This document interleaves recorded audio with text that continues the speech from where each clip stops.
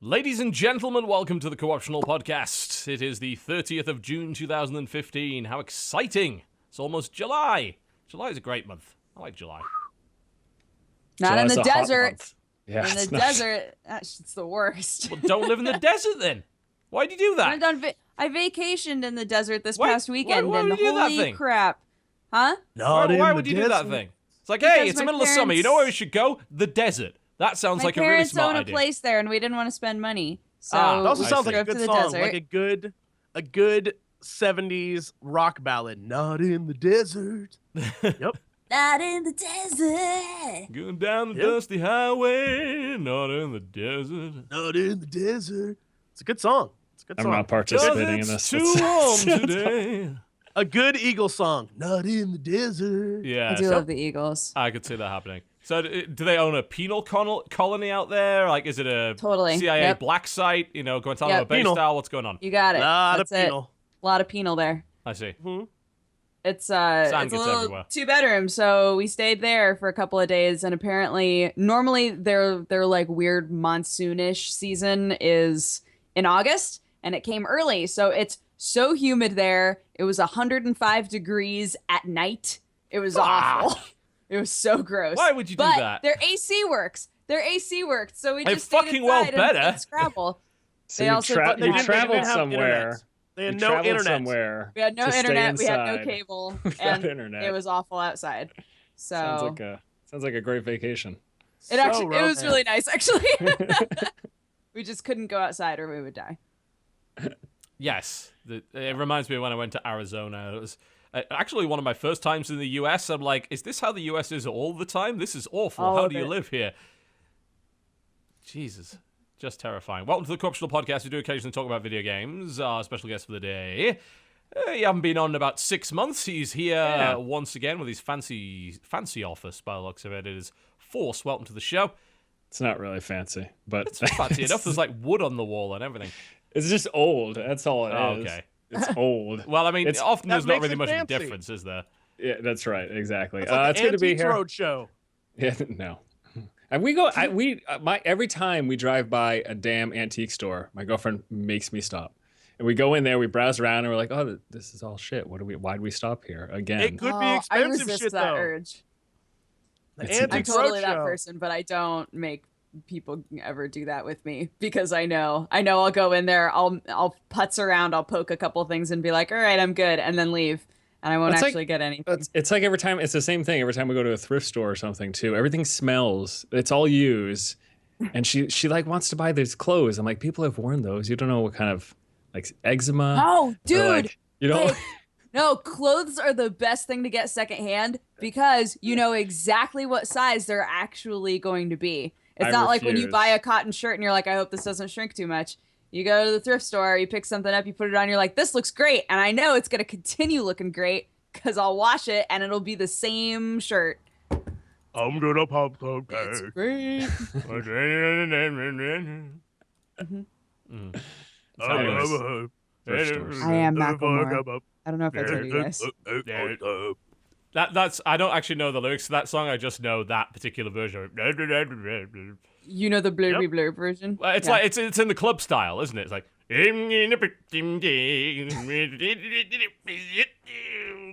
that's It's club like style, a- right? I like that. It's like a I dwarven hope take. that version is going to the play song. like, yeah, in an elevator somewhere. I So hope he's so. gonna step in and be like, this a remix? What is this? fucking awesome. Oh, that's the Richard Cheese version. You know, that's Yes, of course. absolute Mr. Dick Cheese, ladies and gentlemen. Oh yes. Oh man. Yes, you're here, Jesse. You're not dead anymore. Well, I'm it's not. I feel great now. It's pretty wonderful not to feel sick. Yeah. Man. Although I did get time to, when I was sick, to play some games and not do it for like video purposes. So I got a lot of stuff done, video gaming wise. So that was fun. But I'm back. I'm back. Whatever that means. Well, the physical symptoms have gone, but the psychological things remain. Yeah. got a lot of work to Oh do my there. god. Mm. Yeah. I made the big decision that being sick for 2 months leads you to decide that F conventions for the rest of the year. I'm going to the one that I'm running, and that's literally it. I'm just done. I can't do it anymore. I'm done this year. I can't. Sorry, PAX. I'll go to Dragon Con for the sake of Dragon Con, but like doing our show at Dragon Con should be fun. I can't do it. I can't. I'm gonna cancel everything else. I'm just gonna be healthy and not a mess. You can't miss BlizzCon. I wish I could do that. We absolutely can miss BlizzCon. I do feel, honestly, like, last year was probably the year to go to BlizzCon because there was all sorts of crazy shit going on. It's like, hey, it's Overwatch, you can play it, blah, blah. This year will be boring as shit. Yeah, probably. BlizzCon, and God, I love you, Blizzard, but BlizzCon, ever since they went to the BlizzCon every year mode, every other year, BlizzCon sucks because they have a big announcement one year, and the next year it's like, you can play new multiplayer StarCraft maps. It's boring as shit. Mm-hmm. And so this year will be crap, and the next year will be fucking awesome. Well, I mean, they'll probably announce a new expansion for WoW this year, right? Yeah, it probably won't be playable, they might do movie stuff. They'll probably just do it like a teaser trailer or something. Yeah. And you can watch the movie. I've enjoyed using the BlizzCon virtual ticket. There was like a couple that I missed, and I just stayed at home. Like, I get everything I need here. In fact, I can record it and put it up on YouTube faster than any of those jerks that are at the convention. So, you mercenary bastard. The problem with BlizzCon is that it's like, I know so many people and have so many friends in that world. Oh, la-di-da. I know so many people. I have so many friends. But I mean, like, I'm talking, like, nerds who play the games. Like, I know all those people. Shit, you're from that world. So I know all those people. And, like, when I go there, I don't go for the event. I go there to get shit-faced and hang out. Exactly. And it's an hour away. So literally not going is, like, it seems stupid. I'm like, fuck it. I'll come see you guys. And then you meet old friends from, like, way back when. You just get wasted in the hotel. That's pretty much BlizzCon. Costs a fucking fortune. They kick you out at 1 a.m. Like, they don't let you drink after 1 a.m. It's fucking bullshit. You gotta make sure that you've stocked up in your room with something, and then you become, like, the man about town. It's like, hey, I remember when they let us have pool parties. I got a few bottles. Man, I remember the pool parties, and then they stopped that. Yeah. Fucking Hilton. Oh, the Hilton ruins everything fun in the world. Those pool parties were so good. I remember sitting out there, smoking cigars with Oxhorn at, like, 4 a.m, sipping scotch, doing shit. 2007, baby. That was the last good time. Doing shit, 2007. Absolutely. That's a bumper sticker for your car. Dodger, welcome to the show. Hi. I am sleepy because we had a going away party for Sam last night. But on the plus side, there is so much leftover pizza that I've been eating this morning. Really jazzed. By going away party, they mean 5 hours of them playing Smash. Roughly is what that was. It was great. Yeah. It was like little pockets of people like milling around and catching up, and then the couch and the projector with Smash on the wall. It's perfect. Sounds about right. I've done that. It's exactly what a going away party for Sam should be. Yes. It could have been everyone just sits around watching him play Ark. That would be the worst. Oh, God. Have any of you played that game? That game had so much hype. I've watched streams for 5 minutes and be like, what? Okay, I'll see you later. I haven't touched it. No intention of touching it. Jesse? Oh, Ark? Sorry, I refuse. I refuse to play that game because it has literally ruined my boyfriend's life. I refuse to play it.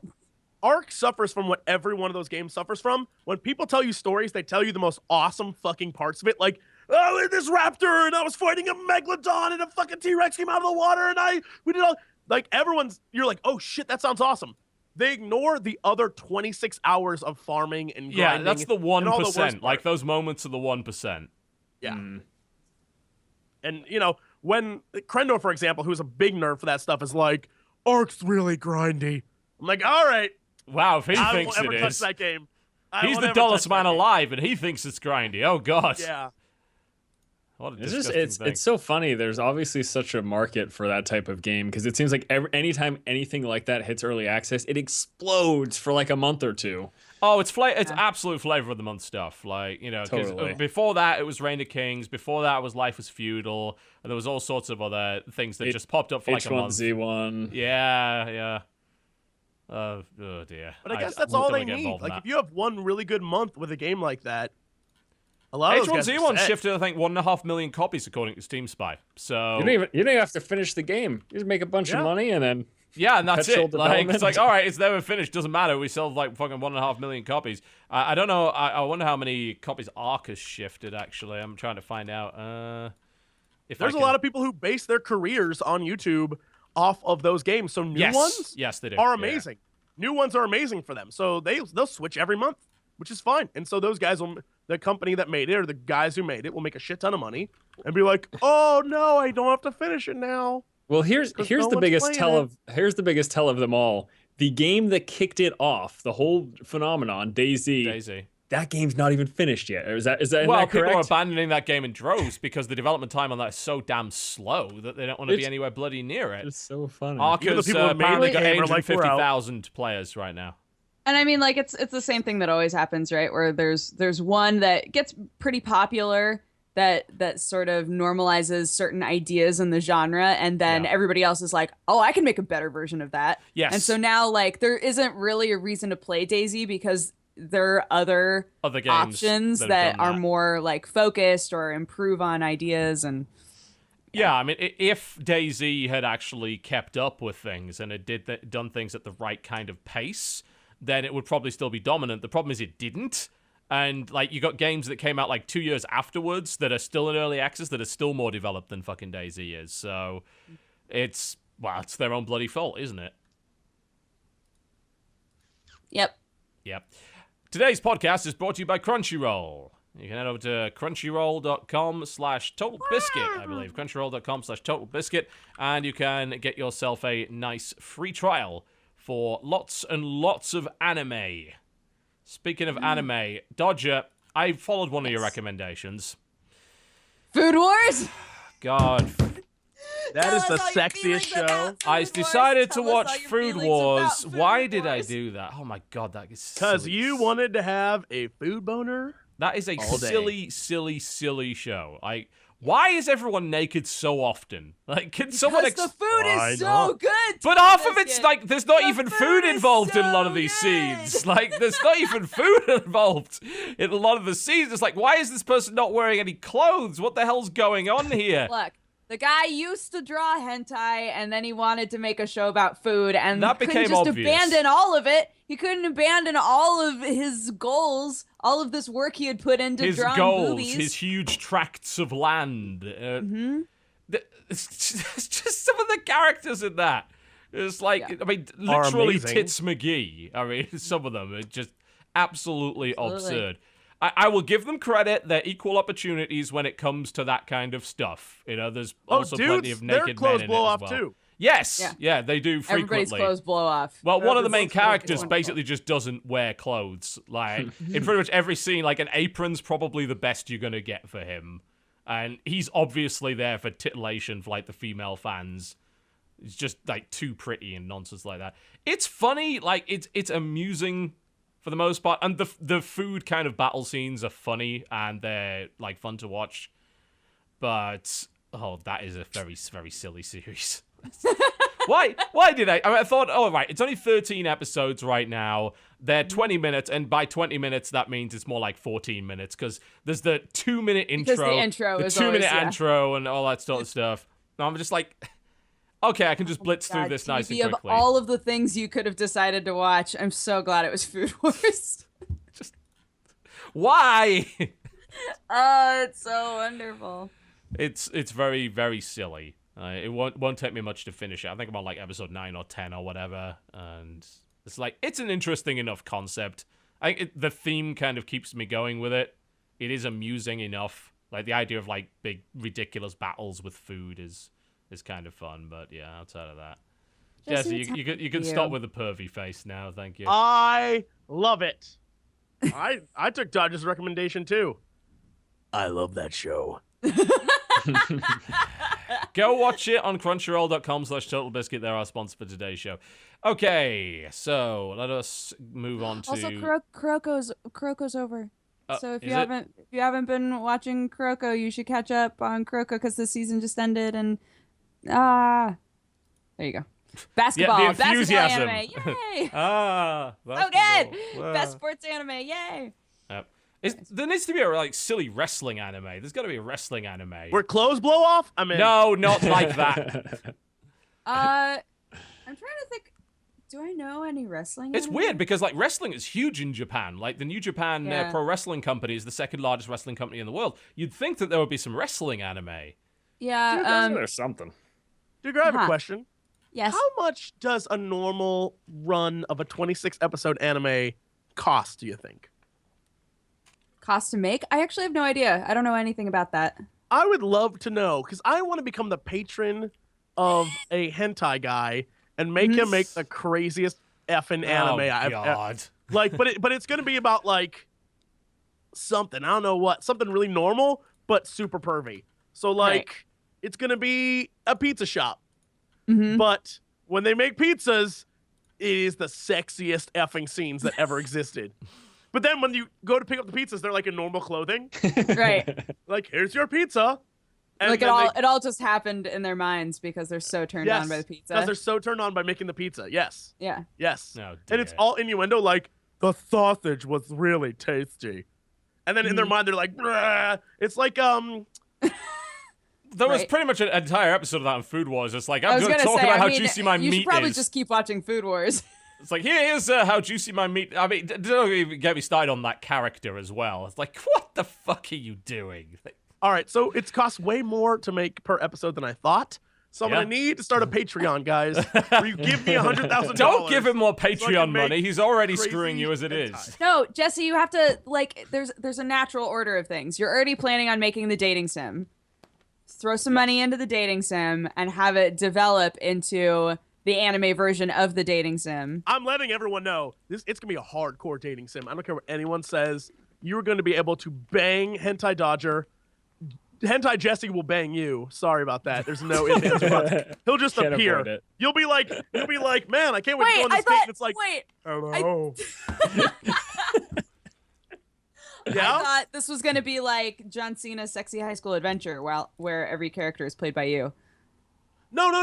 Like, don't ruin the surprise. The whole trick is when you're like, come back to my place. By the way, it's all voice acted. It's all Japanese voice acting. So when they're like, come back to my place later, and it's your like hentai girl, when you go to her house, it's just me in a wig, like, hello, we're going to do it now. And every time you have sex with someone, it's always me in a wig. You can't get away. Every ending is I end up banging you. That you can guarantee. It's gonna be the greatest game ever. I just need a writer. So if you're a writer and you're good, and Stephanie Myers, you're not doing anything, call me. I'm sorry, you said writer and good, and then Stephanie Myers. What the fuck? I realized I didn't have enough money to hire a good writer, so I'll take anyone, really. I heard E.L. James is probably going to be looking for a job pretty soon if that AMA was anything to go Her by. publicist will, that's for sure. Oh my god, what a stupid idea that was. Oh dear. Anyway, welcome to the Corruptional Podcast. We do occasionally talk about video games. Before we talk about video games, of course, a big congratulations to all of our gay fans who happen to be in the United States. Yay! Finally, it seems our country had some common sense for a change. Congratulations, marriage now legal over here. Behind Ireland. How the fuck did you lose to Ireland, you idiots? The hell is wrong with you? Don't worry, TB. We'll still fight tooth and nail no matter what we can find. We'll find a way to make it worse. Don't you worry. Yes. We have a few states left who will just struggle. Like, oh, we're so angry. Yeah, I'm probably living. As soon in as one that of them. announcement happened, I just said, I'm just gonna stay away from the internet for a couple days because I probably for know the best. they're gonna come out the woodwork. All the people super pissed off. Yeah, yes. I'm super. It's great, fantastic that it's finally happened. But the rage that flooded the internet afterwards from all the crazies, I just stayed away. That's all. Really? I would not read any comment section. Fortunately, I did go on Facebook, and pretty much everybody that I know, even from my small hometown, was like jamming on it. So I was really proud of them. It's good job, everybody. When you don't have idiotic friends, that helps. I think that makes it a lot easier. Yep. But it's good. It's a great, wonderful thing. Look at chat. Oh, all you Kappa faces. Oh, Kappa Pride. I was like, how do you Kappa make Pride. that happen? Yeah, Kappa Pride. Oh, it worked. That's cute. Or as the Twitch meme goes, gay face, no space. Like, no. No. Although, hell, if I got to admit, if I was working at Twitch, I would have made it that, just for the sake of it. Oh, dear. All right, okay, video games. Video games. Games about videos. I mean, there are some games about videos, but it's mostly video games. So, why don't we start with you? I hear you've been doing some of that Elder Scrolls Online a little bit. Yeah, God, just a Ooh, little bit. really? I don't know what. Well, I do know what happened. So, all right, listen. The game's not great, but I don't think it's super awful. I played a bunch of it during PC release. I probably played like 300 or 400 hours during the PC release, and then I eventually stopped What? because Just a little bit. no, Just a little listen. bit. I just played Honestly, little, just a bit, just a no. dab. If anyone Dipped who my plays toe. anyone who plays MMOs will basically tell you that I almost didn't play the game. I might as well have not played the game if I only played 300 hours. Oh, of course. Um, Yeah. so I thought it was all right, but I didn't really have a lot propelling me because none of my real life friends were playing the PC version. And then the console version comes out. I got a bunch of college buddies and stuff. They're like, "Oh, I'm gonna pick it up. I like Elder Scrolls." I said, first of all, it's not like the Elder Scrolls. Just let's get that out. Not Let's get at that all. straight. Second of all, if you pick it up, great. I'll pick it up too. And I've literally like played nonstop last week. I'll say this: it's the same game since the PC launch. They've made changes and improvements. You know, there's new content. They've worked to try to they keep mentioning trying to fix the combat. I don't think they could ever fix the problems with the combat because it all goes back to their combat system, which is like the soft lock target. It just doesn't feel fantastic. It's okay, but they've added new content. They added like a stealing system. I think it's called the justice system or something. I love how much I've played and I don't even know. So the game's improved, but it's still the same game. It plays really well on the controller. Like and to have the vibration as well from the controllers, I think adds to the feedback of the game. So it's all right. It's still the same game. Like I said, it's not amazing, but I can't stop playing it. So it all comes back to the Skinner box and my inability. It's a good thing I don't gamble. Let's just put it that way, because I think I would have some problems if I did. Oh god. Yeah. But it's fine. You know, it's a fine game. Jesse, I mean, you can chime in. I know you obviously, you know, Hate you don't it. think it's amazing, but do you think it's all right at least? Would you give it the stamp of all right? Like, I can't even get behind the game because what I was shown and what I played in alpha was an entirely different game than what we got. And it infuriates me to like the next level that what I loved, they removed. Like everything that they had in alpha where they were trying to make it more Elder Scrollsy, less MMO, was fantastic. And then they switched it up and made it more MMO, but kept Elder Scrollsy stuff in it. And the problem is that the Elder Scrollsy stuff they left in it ruined the MMO part. So it's like such a crazy, like I just can't handle it. I'm not a fan. I've actually never heard that before because I only got in during the beta. Do you have any specifics as to what they had and removed? I mean, you might be. One of my most popular videos on my channel is me hyping up an alpha that ended up not turn existing. out to be real. Yeah. Oh. So That's enough to make you hate a game for a long time. I have been in that position before where they've shown me alpha. I've played the alpha. I'm like, holy shit. Actually, it was WoW Cataclysm, as it turns out. It's like, oh my god, the dungeons are so difficult. Like, the bosses are really challenging. It's back to the old school. And then they fucking nerfed everything before they came out, and it made me look like an idiot. So, yeah, I can deal with that. Pissed me off. I loved everything that I saw. I loved everything they had done. The stuff I played for like 18 hours that day. What sort of thing? Like, what? Describe your experience. Combat. All right, so combat was more Elder Scrolls-esque than it was MMO style. So the things that you were talking about, like the soft targeting, all that stuff. Imagine you're playing Skyrim versus playing an MMO. So everything, like when you were playing as a melee character, felt Skyrim-y. It was really fucking cool. The only and the stuff when you were a mage. The combat system was a lot different than it is now. Now it's more like your standard MMO style where it's like you can lock onto the different targets and stuff. It wasn't that. Like it was very like skill based, and playing in first person was actually like, holy shit, this changes like how you would play an MMO. And it was and the battles that they had set up, it was all about synergizing, so everything had to work together. And I'll be honest, I haven't like done enough of the actual real live game to know if that's still in the game, but everything was synergized. So enemies would work together and synergize their abilities versus you, and you would like your team would have to like work together and like, oh, I'll use this on this with this and this. And it was real like teamwork, complicated kind of a game that sort of took it to another level. And I was so hyped that this was like, they're going to bring us something different in the world of MMORPGs.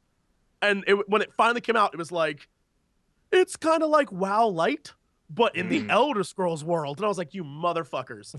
and it's the problem that I had, because they kept saying every time we did interviews with these guys, they would say, we're trying to find the balance between MMO and Skyrim. And the balance is hard, because every time we make a new patch, we switch back and forth one way. And everyone has a different opinion. And they're like, when you guys came in, you like the Elder Scrolls stuff of it. But when the last group we had in, they liked the MMO parts of it. So we don't really know what we're going to do. And you could tell right away it was one of those, like, this may be a clusterfuck. Like, no, like, everyone in the room was like, ooh, please don't change much. And when it came out, it was totally different than what we experienced. Like, it was really weird. It was a strange sort of, like, FU to all your expectations. And I was like, man, you can't fucking do that. You can't do that. Yeah, I would have been interested to try out that alpha version that you talk about, and I think it's interesting that you mentioned the combat, because one of the things I've played a lot of MMOs and I've made videos talking about this specific issue of like MMO combat, and one of the big things with MMOs, if you don't know watching, it's that when you play a game like Skyrim on your PC, everything's client side. It's in your PC, everything's happening, the calculations are right there. But in MMOs, that information needs to go out to a server and then ping back to you. So you've got things like your internet speed, and then you've got your distance to the game servers that all affect like what your computer thinks is happening and what actually happens. So that's why we have like tab target systems, lock-on systems, or even soft lock systems, as opposed to game like Skyrim, which has like physics-based combat where you swing your sword and you literally have to hit their arm in order to hit them. In ESO, I can swing my sword like 10 feet away and I'll still hit the target because I'm pointed at them. And so, that's actually something that was different in the alpha. Like, it still had the radial, like you could see where the enemies were going to attack, but when you were playing, it felt much more visceral, like you were actually in the combat. If you wanted to swing with like daggers, you need to be like right in their face or behind them. And there was a lot more to it. And then on launch, it was like, poke. Yeah. It's like, oh my God. So that sort of thing makes me think that maybe in testing, they felt like, let's see if we can get away with having very little latency compensation. So you have to actually be right up in their face to hit them. But then maybe they just found that for some people, the experience was just god awful. When I talk about this, people mention, they immediately point to a game like Terra, and they say, well, Terra has action combat. Like, you actually have to hit the things. It's not tab target. It's not soft lock. And the response is that if you talk to anyone who plays like from Australia, that game is a horrendous experience because the distance to the game servers, it's basically unplayable. It's not that these things can't be done in MMOs. It's that they want to get as many people playing as possible, and if for a bunch of people the game basically is unplayable, so it sucks, because I can't wait for the day where we can get like more physics-based combat in. And that's the other thing too. I think another game called Vindictus does it, pure action combat, and it's not that bad, but all the zones are super small. Because when you've got big open zones, you've got to account for all those calculations. You can fix that by having really tiny zones. So it's kind of a complicated issue. It's a bummer that we can't have these huge open worlds that also have great combat, but I think that's just kind of where we are right now. And maybe as time goes on and as infrastructure across the world gets better, especially here in the States, because our internet is fucking garbage. Like, let's not deny the fact, but I'm just hoping, that we'll eventually come to the day where we can have that. But right now, that's my biggest gripe with the game, is the combat. And it's a bummer to hear that it used to be, I guess, more than what it came out to be. Yeah, man. I was hyped for that game. I was super hyped for that game. Broke my heart. Learned a valuable lesson. Don't ever get hyped for MMOs, ever. Just don't do it. It's not worth it. Been burned too many times. If you do want to play a game that I would suggest going back to, the new Guild Wars 2 expansion's actually kind of fun. Like, they made it a lot harder. They added a bunch of other things that changed stuff up. That it's still the same Guild Wars 2, but I would say, like, if you want to go back to something, try that out, because you might enjoy it. I think the new class is really interesting, sort of like a ranged melee character, which is interesting, and I kind of like everything about it, but I just don't have time to play it. But I would say if you do have time to play it, check it out, because everything I've seen so far looks really cool. I keep hearing really good things about Final Fantasy 14 as well, and I know that new Heaven's Sword expansion just came out. Heaven's Sword is really fun so far. Can I say something? I want to admit something right now. Yes. So as much as I fucking hate, I didn't get to talk about this last week, but I'll talk about it now. As much as I fucking hate the questing mechanics in Final Fantasy 14 of like, You go to a zone and you go back and forth and back and forth and back and forth a million fucking times to like deliver quests and shit. As much as I hate that, god damn did I forget how good the story is. The story is so fucking fantastic. Good. You know what? If you can suffer garbage gameplay mechanics, you will fucking love the music and the story is so good. I honestly forgot. I was like, oh shit, they got those judge motherfuckers and they're doing the mask. And this dude straight up like Kefka, man. Oh, love it. Love it. Yeah, I finished up the 2.5, the story like right before Heavensward starts, and we did like a big viewing party on my stream of like the hour-and-a-half cutscene that ends the whole thing before the expansion, and I was just losing my goddamn mind, just like, oh my god, and this guy, and oh what the fuck, and like just so emotional. For those who are angry curious, like. In MMOs, FF11 and Final Fantasy 14 literally are like the only MMOs where I've been like, holy shit, this story is great. Final Fantasy 11's story lasted 3 expansions. And then they made a new story after like the 4th expansion, but it was a 3 expansion, like it went across. The story kept going after you beat it was like, oh, after you beat that shit, this shit happened. Oh, when you beat that, this shit happened. And it made everything make sense in the world. It was amazing. And I think 14 might have me playing it just for that, which I think goes back to my love of Star Wars The Old Republic. Now that they're making a single player, like, get rid of the MMO shit, I might go back to that too just to play the single player story. Because I love really being a Sith Lord. That was so fucking awesome. That was a fun leveling experience. I really liked that part of SWTOR big time. You know what something that confuses me about WoW is it seems like with every expansion, it's like shit's going down and it all gets sorted out. And then in the next expansion, it's shit goes down and then it all gets sorted out. And like with this, the way that they did it was shit went down, you know, in the previous iteration of this game. And so throughout the entire storyline before Heavensward, you're like, it's all of these different nations sort of trying to figure out how to get back to like this equal place and like a time of peace and sort out all of their issues and stuff.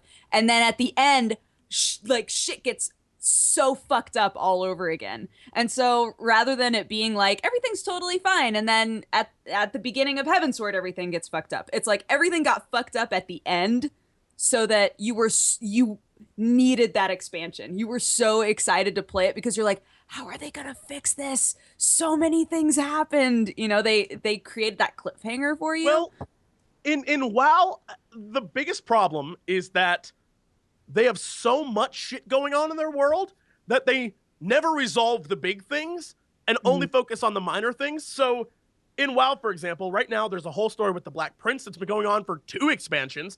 There's a story with like the Naga that's been going on for 4 expansions. Like, and they just never resolve it. They're like, oh yeah, no, we'll get to that. And it's always there in the background, but they never resolve it. So they just keep pushing stuff back further and further into the background, saying one day we'll get to it, and it's always there. Like, in this expansion, they have little things like, oh yeah, the Black Prince is totally here, and like, shit's going down, and oh, you better watch out for the Burning Legion. Like, all that stuff's there. Yeah. But it's all just in the background, and it gets so It's not really the focus. Yeah. It gets so frustrating because, for example, if you saw the end of this expansion, literally everything that happened on the expansion is fucking pointless. Like, I tweeted, like, I need to find Red Shirt Guy, I need to find Noble, I need to get all these people together, and we need to rewrite all of Warcraft because they're fucking off the rails. Like, they're so off the rails with the story, it's aggravating. And I'm just like, I can't do it anymore. I'm sorry, Blaze. Fucking fix your story. You have so much shit happening, and so many characters you just don't address anymore. I want to just shake Metzen like, what are you doing? And he'd be like, I'm working on the story for Overwatch, so I don't have time for that. I guarantee that's what we get, which is fine because Overwatch is going to be amazing. But still. I think it's just a downfall of like how old that game is now. I remember back like being really excited about their big story, like the Lich King and like all that stuff. It was all great, but you can only have so many world-ending threats before you're like, okay, yep, okay, I believe you this time. They're going to destroy all of Azeroth. Yeah, I got it. So. Yeah. It just loses its luster at some point, basically. Yeah. I just can't. I can't do it anymore, Blaze. But I'll still buy the next expansion because fuck you guys. But yeah, no, Final Fantasy XIV has an amazing story. I would suggest if you like story, play the game. If you can handle awful awful questing. I don't mind the questing, and the game is my God. gorgeous. It's so It's just pretty. it's regular And tab target, right? That's what the gameplay is. The standard Yes, tab target. it's tab target, but the problem is the questing is literally like, I have a quest for you. Go talk to Jablorgan, who's in this hut in the middle of nowhere. So you run out there, and then Jablorgan's like, now run back to right where you were and go turn this in. And the guy's like, all right, well, now that I have this, go back and see Jablorgan. It's like, God damn it. Fuck you, game. That's the one thing I will say Blizzard has down. They keep all the questing contained in certain areas. Like you move to another area, so you don't have to keep running back and forth like a fucking idiot and wasting your time. God damn you, Final Fantasy 14. I hate that so much. I hate it so much. most of the time, you can teleport where you need to go. So it's kind of nice. Most of the time. I just love that I was able to glamour my clothing so that it looks like I'm literally only wearing leopard print underwear and a necklace. Oh yeah, no, into everyone all of knows my that. dungeons. Yeah, it makes me really happy. I'm a very attractive cat boy wearing no clothes into battle, and I just I love look like it. Baby Rufio. I'm a little tiny lollipop with black hair with a red stripe. He's so cute. We're not friends on there. Why aren't we friends? That's because whenever I'm on, you're always like, I'm with my group running dungeons. That's not So true. all the creepy if people you in the added me as a friend, it would be like, hey, so and so wants to be your buddy. But I didn't. Because you I don't stand want to by be my my friend. choice. Just be honest, Jesse. God. I'm aware they're Taru. God Emperor. They will always be Taru. I don't care what anyone says. Final Fantasy 11 for life. I love that fucking game. TV, I are love you that ever going to play another MMO? I Do you fucking ever hope foresee? not. Not if I can avoid it. Oh, I don't invest the reminded. time. It's bad. I know. Yeah, it's bad. Every time I get it, like I got into WildStar, I got into Arcade, I got into like it sucks up so much time. It's not. I mean, I still it's play tough. Star Trek Online, but like I dip in like for 20 minutes at a time. Like I'll log in, I'll do public queue for instance, and like I'll fiddle around with some ship settings, then I'll log off again. You know, there's not a lot of commitment required to that game. Like there's no raiding or anything along those lines, so it's not particularly difficult to play. I don't think I'd commit to anything that required like a significant amount of leveling time anymore. Yeah. I mean, I don't like doing that. You know, to me it's a means to an end. Every MMO that I've ever hit max level in, it's always been a fucking slog, and I've never enjoyed doing it. And I've only done it because, like, oh yeah, at the end game it's going to be great, and then I'll do the end game. Like, all right, I've had my fill of this. Don't need any more of that. I mean, there's so many MMOs I've started and never hit max level in either. I mean, Guild Wars is a great example of that.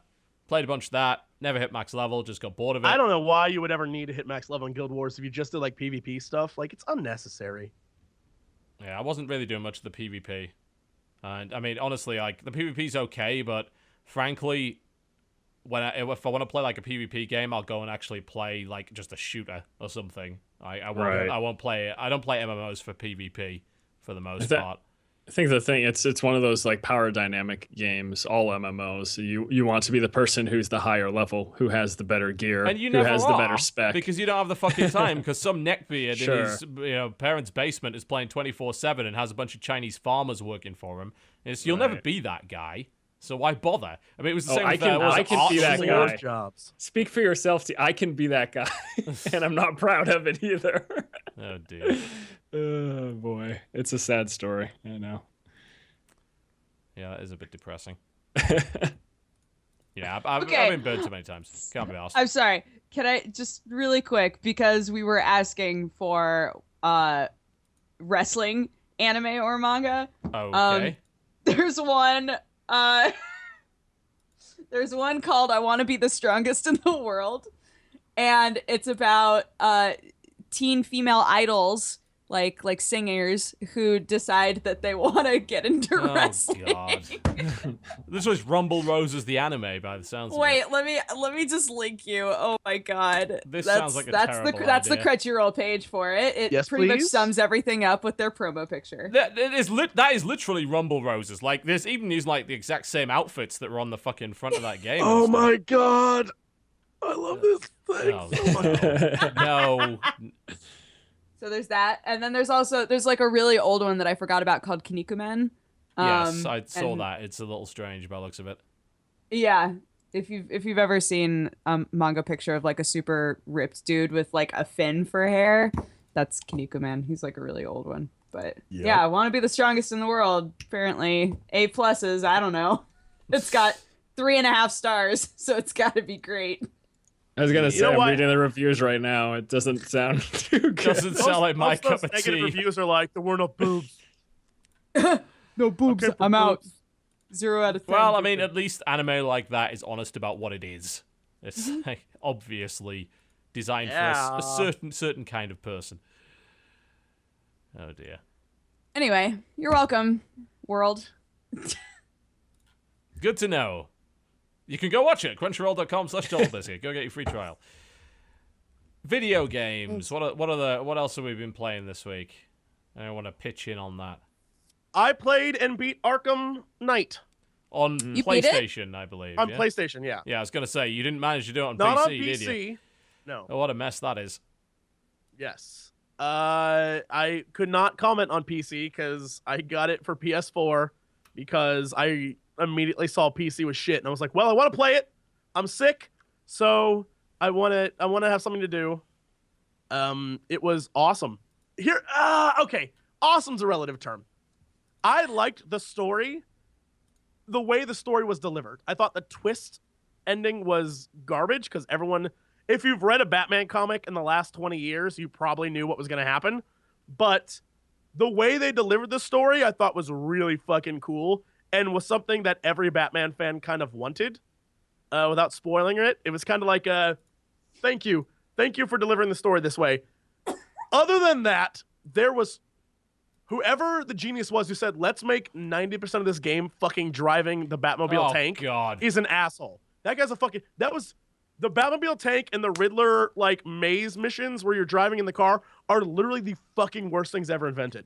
I cannot stress how much I hated those.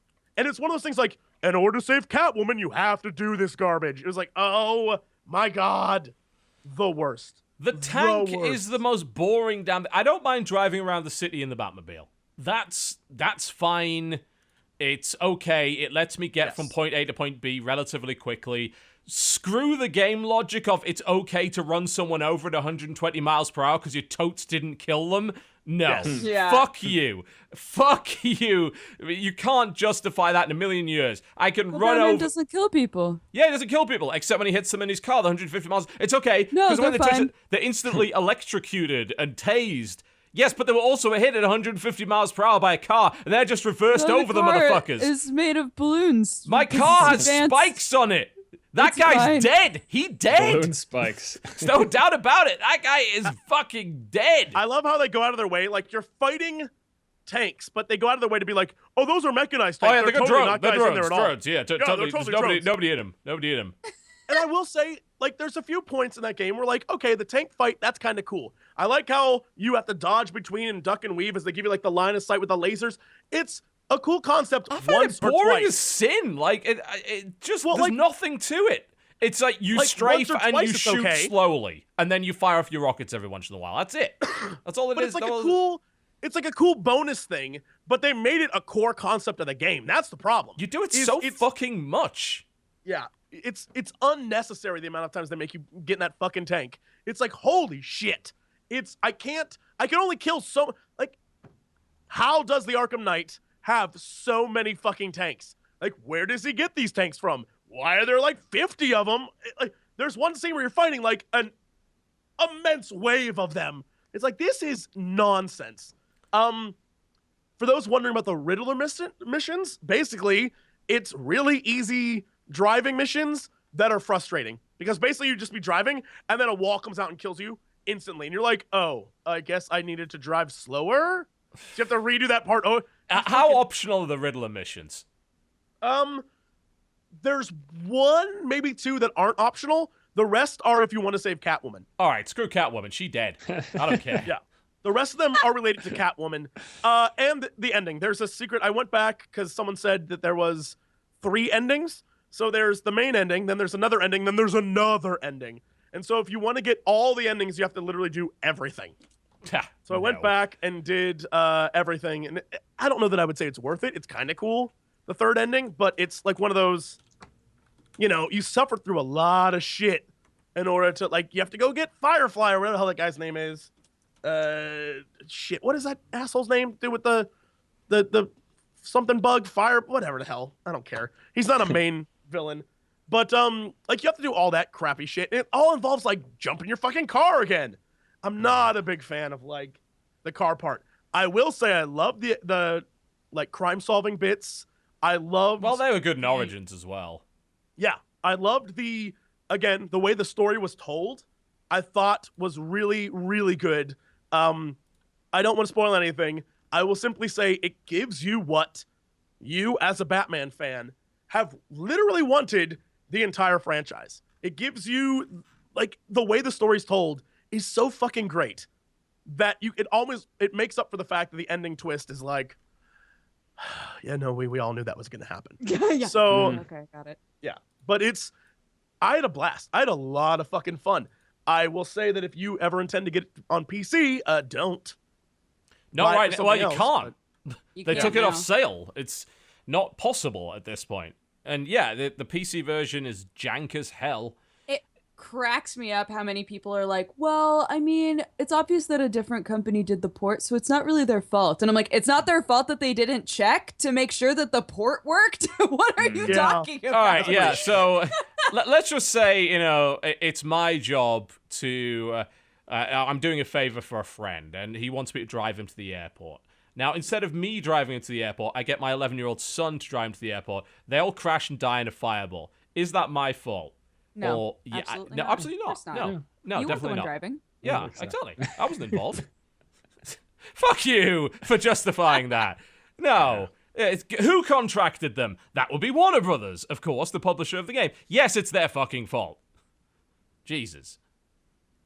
It's too bad, and once again, proof that you shouldn't pre-order games. Maybe wait for like a port report I bloody or something. warned them. Like that. I warned people, and then people on Reddit got angry at me for doing that. Yeah. See how that worked out for you. It's not a new thing. I figure at this point, people should understand the last major AAA PC ports have been shit. Yes. Like, awful. And Oh my no God. one has anyone to blame but themselves if you're ordering PC ports like day one. If you're pre-ordering, you're buying day one of major releases, because they've all been bad. There's not been a single good one at all in the last 2 years. I'm sure you guys already talked about this, but I love the recent move by Valve to make those refunds, because I feel like that accountability is finally there. Like, that's amazing. It really is. I think that there's a possibility that's going to change it. So long as Steam remains like the primary distribution platform for PC, that could change it in a big way. I mean, it's not going to stop like EA from releasing shit, but they even have a refund policy now. Origin has EA, the thing, actually, EA has had a refund policy on its own games for a while, no questions asked, which a lot of people kept ignoring. It's like, yeah, you're shit. It's like, have you seen Origin's customer service? It's way fucking better than Steam's, and has been for years. But I don't think there is any coincidence that the first major AAA release after the refund system came into play happened to be taken off sale. I don't think that that's a coincidence at all. Obviously, the amount of refunds that happened were ridiculous, and the amount of negative PR was absolutely massive. So, yeah, it's good that they had to bring it off and actually take responsibility for it. Because before the refund system, I have no doubt that they've just left that bloody thing up and said, screw you. I mean, remember, with Origins, they literally said, yeah, we're not going to fix the game anymore because we're busy working on DLC. They actually said that. Yep. So, no. I think they can go to hell, frankly. I mean, I get it. Games nowadays super complicated to make. There's a lot of moving parts. But I was a kid, and I had my Super Nintendo Entertainment System. And when I would go to Blockbuster to rent a game, I brought it home, and it worked 100% of it. It never didn't work. But nowadays, because they feel like they can just patch things, they just throw shit out the door because they've got deadlines, and then we'll fix it later. Well, now you're gonna get a bunch of refunds knocking at your doors. So, yep. I certainly hope that doesn't cause publishers to say, you know what, fuck PC, it's too much trouble. Hopefully not. I mean, they used to do that. They used to say that. Well, I mean, some people still do, Goddamn Bungie with Destiny and nonsense like that. So, yeah, a multiplayer shooter on PC. What a silly idea that would be. But I was talking about that with Octopimp. We were talking about how, like, it wasn't too long ago that PC ports would come out, and if they were shitty, you just dealt with it, right? Yes. But I think we've finally reached the point where PC is considered like an actual game console, essentially. It's an entity all to itself. So there's more I don't know. There's more effort put into it now, I guess.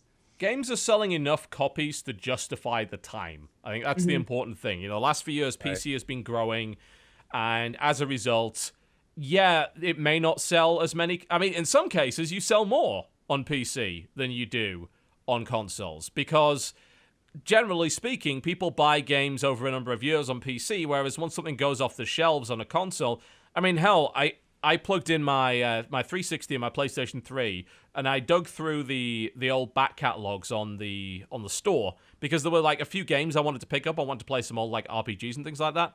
And I couldn't get any of them on Xbox Live or PlayStation Store. And the ones that I could get were $60 each. Like, they weren't discounted or anything. Now, if that was on PC, I can guarantee those games would be $20 or less, and they'd be available in multiple places and probably on sale every week. So there is this big, long sales tail that you've got to bear in mind now on PC. And I think that companies are starting to come around to that idea. Skyrim sold shitloads of copies on PC. Absolutely massive numbers. I'm just trying to pull up exactly how many. According to Steam Spy, actually, the numbers are wrong on Steam Spy, because as a free weekend, it claims like 9.1 million, but that's too many. But whatever the case, I know that they definitely sold millions on PC.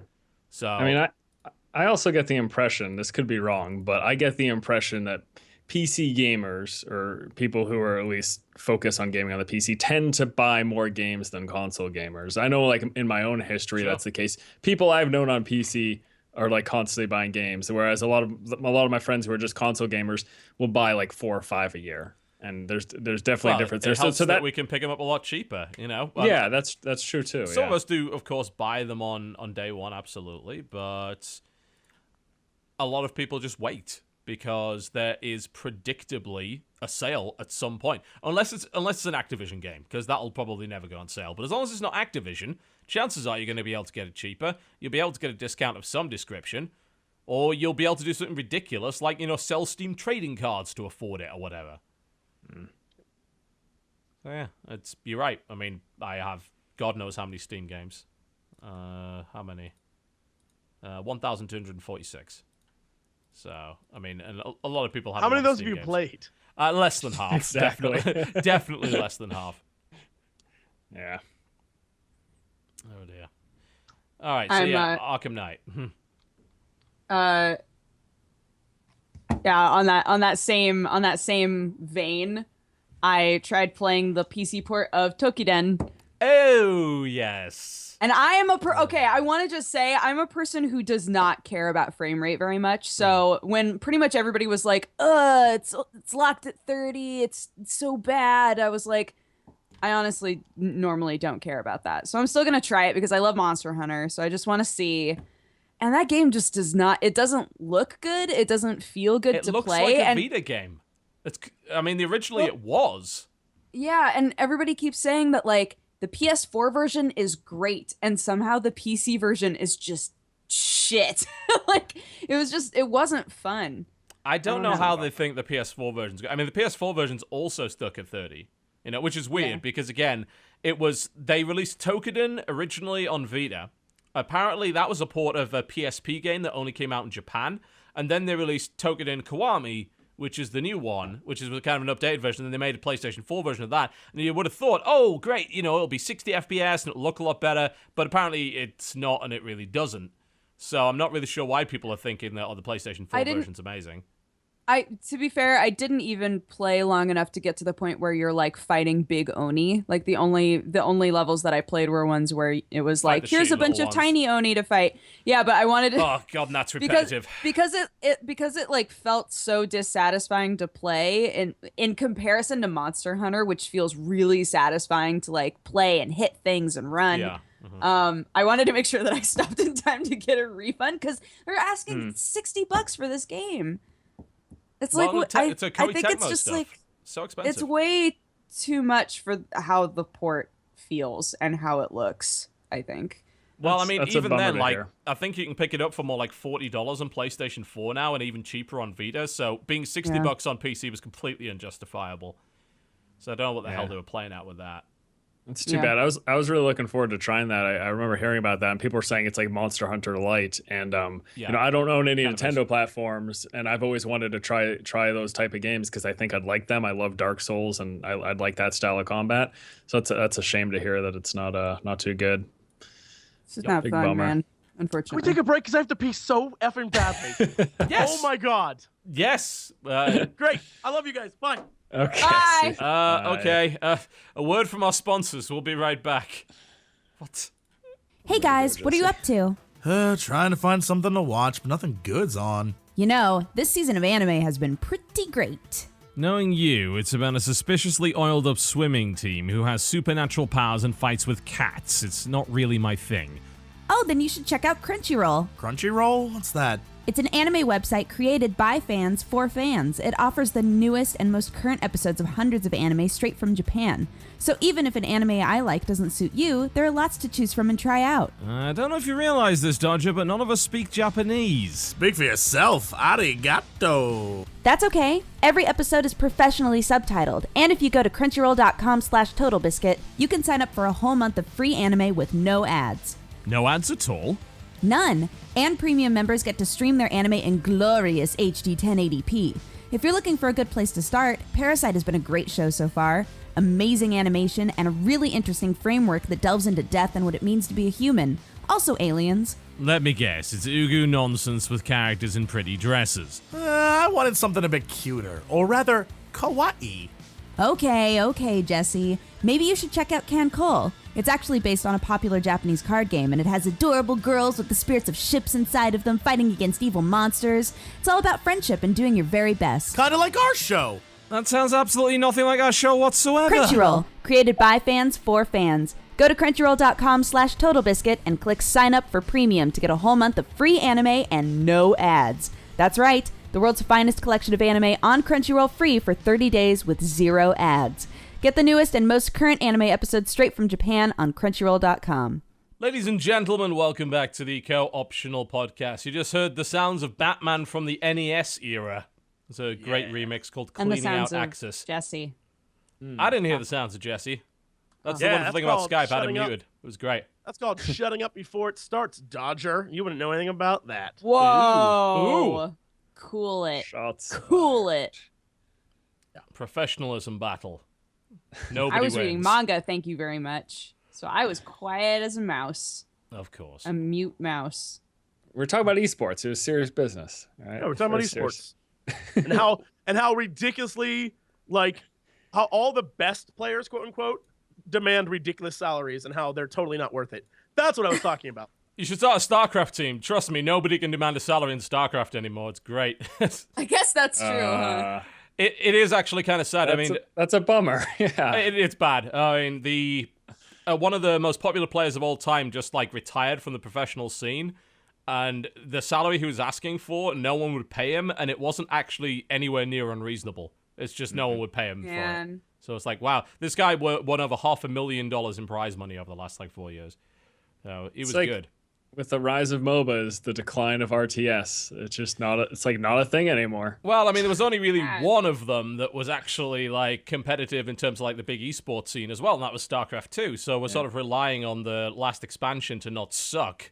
Unfortunately, right now the beta is not going well. Like they've made Have some. you seen their release schedule too? It's really weird. They're like releasing 5 new missions, then the expansion, then Yeah, like it's a then prelude. PvP Like style. they're doing a little prologue thing, and I think that one's Very going to be weird. free. So like it's kind of like a demo. Like it's not the first time they've done that. I think they've done that previously with other games, but yeah, it's. I hope the last expansion ends up being good. Like right now, the beta has just had some really. I don't know what's going on in their heads. Like when it comes to design, they're like, well, we need to make the Ghost better. And it's like, yeah, because no one's using the Ghost right now. Okay, so what do?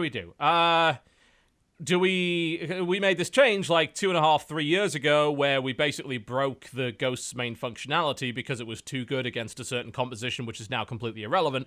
Do we return it back to its old level of power?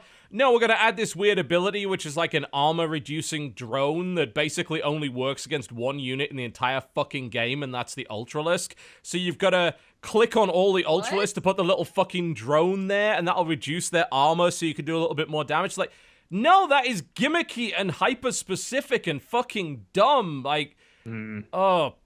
I don't know what and they've said, oh, well, the beta's for testing these things. Yeah, but I mean, why did you come up with that in the first place? Who was asking for that? Why make an ability that's literally only good against one unit? I mean, that is absolutely That's pointless. very confusing. That's like way too hyper specific. You're right. They're doing a lot of that. They're just like, well, we can make the game like more micro intensive by just adding clicky abilities. Like, yeah, but you don't have to do that. You don't. That's not the way to do it, and it ends up making it more complicated, unnecessarily complicated for people that aren't very good at the game, whereas they'd be better off just learning good army control. And a lot of, like, the really cool plays in early StarCraft, and even in current StarCraft, are about army control. They're not about how many times you can click this button. That I think is not required. I don't think that's a good idea at all. So they're sort of going in the wrong direction with it right now. I'm a bit worried. I'm going to be honest. Like, I'm pretty damn worried. So hopefully they'll get things in gear. I mean, we don't know when it's coming out. I mean, I suppose we have to assume it's the end of the year, but we don't know. I mean, it might be next year at this point. Who knows? I think they're juggling launch dates between Overwatch and StarCraft. Like they don't know what is going to happen when, so they're Not a sort of clue. like, Yeah. figuring it out. I almost feel like we might be seeing a situation where Warcraft 4 comes out and it's free to play. Because I remember like talking about the success or not of StarCraft 2, and I feel like a lot of people are sort of pinning it on the price of entry when you've got all these monstrous games out there that are free to play, like Dota, League of Legends, like How stuff would you like make that. Warcraft 4 free to play though? Well, here's the problem with, like, because people have been saying make StarCraft 2 free to play for years. There's a big problem that doesn't get talked about enough, and that's that StarCraft 2, especially at the higher level, has a rampant hacking problem. And it's had Really? it for years, and they haven't didn't been even able know to that. deal with it. Yeah, I mean, unlike League of Legends and Dota, which were sort of designed against that from the ground up, and as a result, they don't really have a problem like that, StarCraft 2's engine has a pretty severe hacking problem, and they haven't been able to stop it. So the problem is, if you make the game free to play, the amount of hackers increases Oh, yeah. exponentially because Sure. they don't have to keep rebuying new copies of the game every time they get banned. I mean, So- I'm not saying I used it, but I still remember the StarCraft 1 map hack. Like, but Well, there were That was- pro gamers in StarCraft 1 who were banned for using that. Like fucking Yeah. professional gamers. And there's always accusations of map hacking and things like that in StarCraft 2 as well. And of course, the only real time that can't happen is at an actual live tournament in person. In an online tournament, map hacking could happen. And you never know. And that throws a damper on everything. It also means that sponsors don't really want to get involved in it because they don't know about the integrity of the esport, because they don't know if the results are going to be actually real. So there's that problem is major, and I'm not really sure exactly what there is to do with it. And that's not the only issue with it either. It's not like StarCraft 2 didn't sell a lot of copies. It did, and so did the expansion. So it sold millions. It sold really well. retention.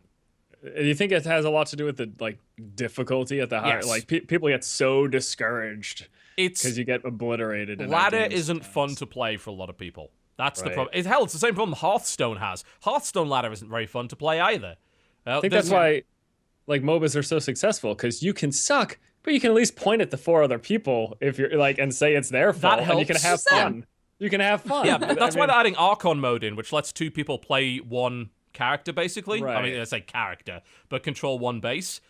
I played Archon mode, and it was really refreshing. It was extremely fun to play, and clever a idea. lot of the stress was gone because you shared the load, yeah? And the Right. other thing about MOBAs is that even if you keep losing, you're still working towards something. Like you're working towards another character or an extra rune or something like that. In StarCraft 2, the only thing you're working towards is a promotion to the next division. And if you're not like improving well enough, you can be stuck in the same bracket for years and you can never get out of it. And in League of Legends, if you're stuck in Silver 5 or whatever, it doesn't matter because you've earned credits to buy a new character and you can go play them or whatever. So you're always doing something. Right.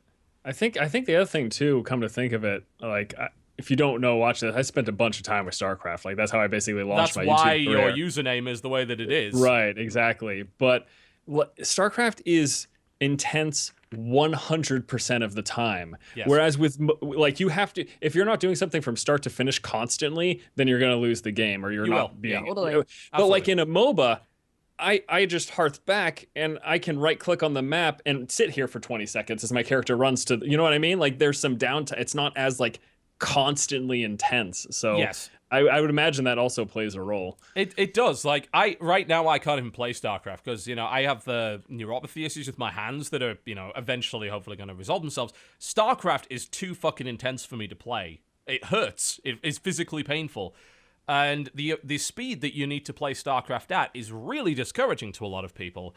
And according to I don't know if this is true because I really didn't play much of Brood War, but a lot of people apparently with Brood War played a lot of custom games, and that was the most entertaining thing for them. Like they Big didn't Game actually Hunter, play ladder. Yeah, Big Game Hunters. MTG. Yeah, I mean, Big I like Game Hunters that. is available for StarCraft 2, but like people didn't really get into it. And the custom game scene for StarCraft 2 is way weaker than it was for Warcraft 3, particularly. Like Warcraft 3's custom game system spawned two entire genres, arguably: tower defense and Dota clones.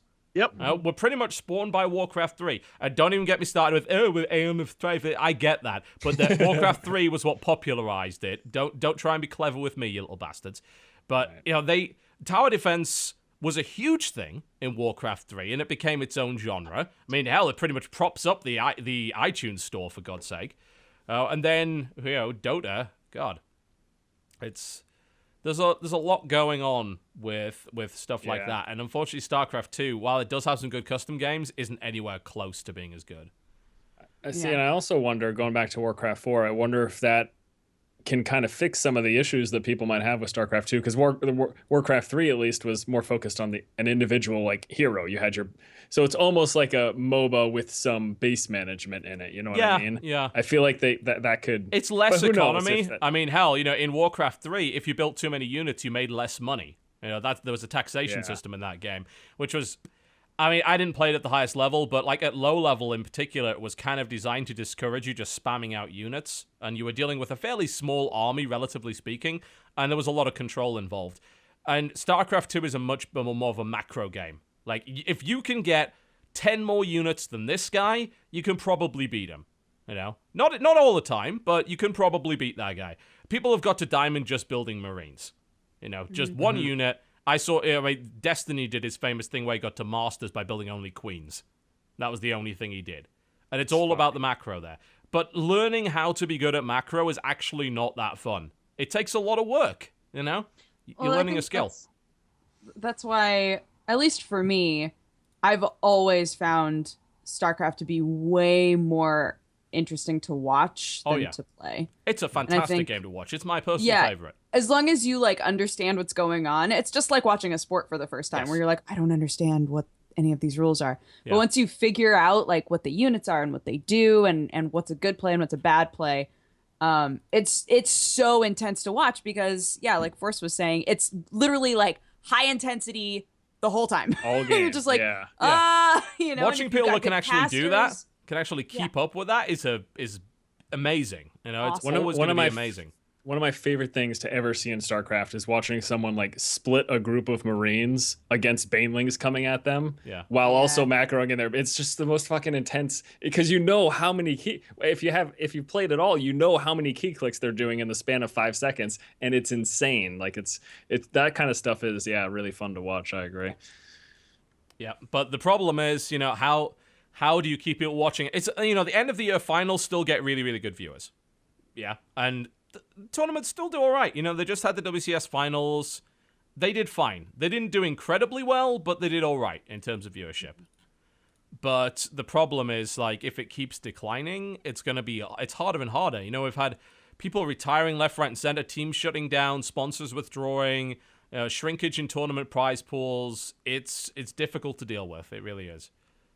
It's a real go to the pain front in page ass. of Twitch and everyone sees the numbers that like League of Legends and Hearthstone gets, and they say we're just going to put our money there because Don't get me even started the on smallest Hearthstone tournaments, Oh my even the God. smallest tournaments get like 20,000 viewers. Like it's insane that the numbers on that game. I mean, Trump laddering gets more viewers than some online StarCraft tournaments do. That's true. That's true. It's so sad.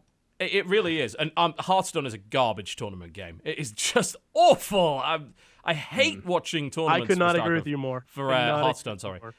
It's boring as shit. Like I love watching player streams, like from their perspective, because unexpected shit comes out. You don't know what the other guy's got in their hand, so you live vicariously through their suffering. Like that's how I like to view it.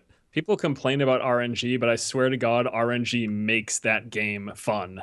It makes it fun to watch from a player perspective, yeah. But in a tournament scene where people are taking it too seriously, that's where it just isn't fun anymore to me, in my eyes. It's just the unknown outcomes that can be so, especially to watch. You're right, because seeing like player reactions and stuff is that's lovely. Time. Like it's that is Schadenfreude of the video game. That one, I tune into someone to watch them suffer through the bullshit that I've just suffered through on ladder. When someone throws down a Matter Bomber and perfectly kills every single thing on your side of the board, that's the sort of moment that you come into that on ladder. Like it's instantly relatable. That's what I like about Hearthstone is it's really relatable. Yeah, these guys play at something of a higher level, but the bullshit that happens to them is the bullshit that happens to you as well. So watching a player stream is great. Then you watch a tournament and they're like sitting there for 2 minutes thinking about their move, and you can see both the hands, so there's no surprises. And I'm falling asleep. I'm falling asleep at that point. It's like, I commentated that for Blizzard once, and I hated commentating it, and I was bad at it anyway, so I can't imagine anyone would want me to do it again. But I think for me, for Hearthstone tournaments, what makes or break whether or not I'm going to watch it is 100% the casters. Like, I can listen to like Frodan or Kriparian cast a full tournament because they're very entertaining to listen to. Yeah. But if the commentators aren't good, you're right. I think seeing both perspectives takes away that element of surprise makes it fun to watch. So without the good commentary, it's just kind of blah. You look at both hands, you know what should happen or what's going to happen, and then you wait till the next turn, basically. Yeah. There's a brilliant video. There's a channel called Disguised Toast, which is it's a play on the whole this guy's toast thing when you play the SI7 agent. He went to a tournament in a toast mask with a pair of sunglasses. He won the whole fucking thing, and he did this montage. He's on camera all the time, and he's doing expressive stuff. Like, he pulls off this move, and he does the John Cena "you can't see me" thing, and he's just this guy in a toast mask, and Kriparian's making a bunch of jokes about it. It's the best fucking thing in the universe. That's great. Like, if every tournament was like that, and there's also a tournament called Challenge Stone, that Kriparian's been running, where he has a bunch of like rules about how you make your decks. That's actually fun because you've got to do it. And then we did an arena tournament. I thought that was fun because I won it. But outside of that, I'm sorry, I'm never going to let Trump live that down. I have one more tournament win than Trump. That's funny. I guess while we're on it, I don't know if any of you have you talked about Challenge Stone, and when we first saw about this Tavern Brawl thing that Blizzard just added to Hearthstone, I immediately thought of that. Yeah. I have to say though, after like the first, I'm kind of disappointed. I don't know how you guys feel about it, but like the Week first one was great. Really? I loved that. If you got Ragnaros, you basically lost the game. I had an 80% win rate with Ragnaros. I don't know what the fuck your problem is. I'm not saying, okay, it's you're right, it's me. It was. I mean, a lot of people were complaining about Rag being underpowered compared to Nefarian. I don't even know that it's the challenges that have been presented, like the special game modes that have been presented. So if you don't know, they basically added a gameplay mode where there's like limitations. The first week, there were 2 custom decks. One is Ragnaros, one is Nefarian. This past week, they made it so that every time one of your minions died, you got a banana. So it sort of mixes up the game. I think my biggest problem with it isn't that those can't be fun and interesting, because they are. It's that you play one match, you win your deck, and then that's it. I wish there's more long-term incentive, I guess is what I want to say. Like, I wish there's reason to play long enough to win more than one game. That's Hearthstone in a nutshell. They have a long-term incentive problem. The second week of Tavern Brawl, I actually liked a lot because I got to build some really fun decks. The problem is you then go right into a Face Hunter and lose, because people literally go into that mode to just stomp people and laugh at them. Right. Like, They did the Face Hunter and the Flamewalker Mage, and Zulok. Those 3 decks dominated that. Yeah, league. and you face Zulok and fucking Tempo Mage all the time on ladder as well. So why the hell would you want to face them there? You know, I came up with some pretty wacky decks and like had some really interesting ideas. And there's like, oh, Face Hunter, I lose automatically. What's the point? Yeah. I think the mode's got a lot of potential, but like you said, like, it doesn't fix the core problem that Hearthstone has right now, which is actually encouraging people to keep fucking playing it for a decent period of time. There's no incentive to ladder at all. It's tough for me too, because I can't have the perspective as a free-to-play player for that game, because I've put like $500 into it. Yeah, me too. I don't know. I've heard that it's quite a difficult challenge though to constantly go up against people with all the legendaries and epics. And you can build inexpensive decks that are good, but if you want to be competitive, there are only like a couple of options basically. You're looking at Zulok and Face Hunter maybe. But I don't know. I play the game all the time. I love it. I want Blizzard to add a tournament mode in client. I would play the game so much more if I could just hop into a tournament with 8 other people who click the same button, you know? I think that's a fantastic idea, and they should do it, honestly. Considering the amount of money that Hearthstone is making Blizzard, the frankly lack of like updates that game gets is pretty ridiculous. I mean, people have been asking for fucking more than 9 deck slots for what, 2 years now, and they still haven't done that. Yeah, that's true. We got no hero Stuff portraits like that for where you $9.99. I think it should be easy. I don't know. $9.99 JPEG. Yeah, that's. Kind of oh my god, it is strange. Like, I know Blizzard's working on a lot right now, but seriously, that is a huge cash cow for them. You would expect them to do more with it. I love Hearthstone to death, I do, but there is so much more that game could have that it doesn't right now. So, you know, there's 20 minutes of shitting on Blizzard. What else have we been playing this week? Dodger, what have you been playing this week? What's been going on? Started in on Heaven's Ward.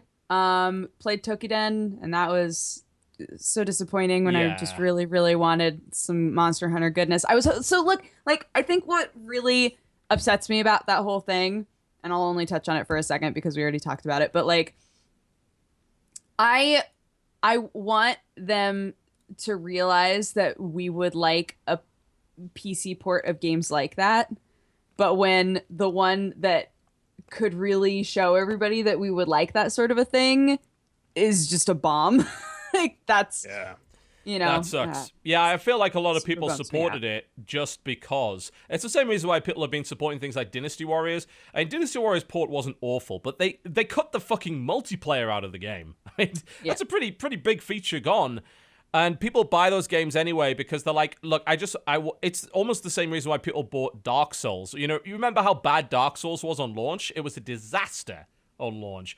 But people bought it anyway because they're like, we really want you to bring these games to PC more. Mm-hmm. And to be fair, it worked because they brought Dark Souls 2 to PC. They'll bring Dark Souls 3. They didn't bring Bloodborne, but we know that was a Sony exclusive.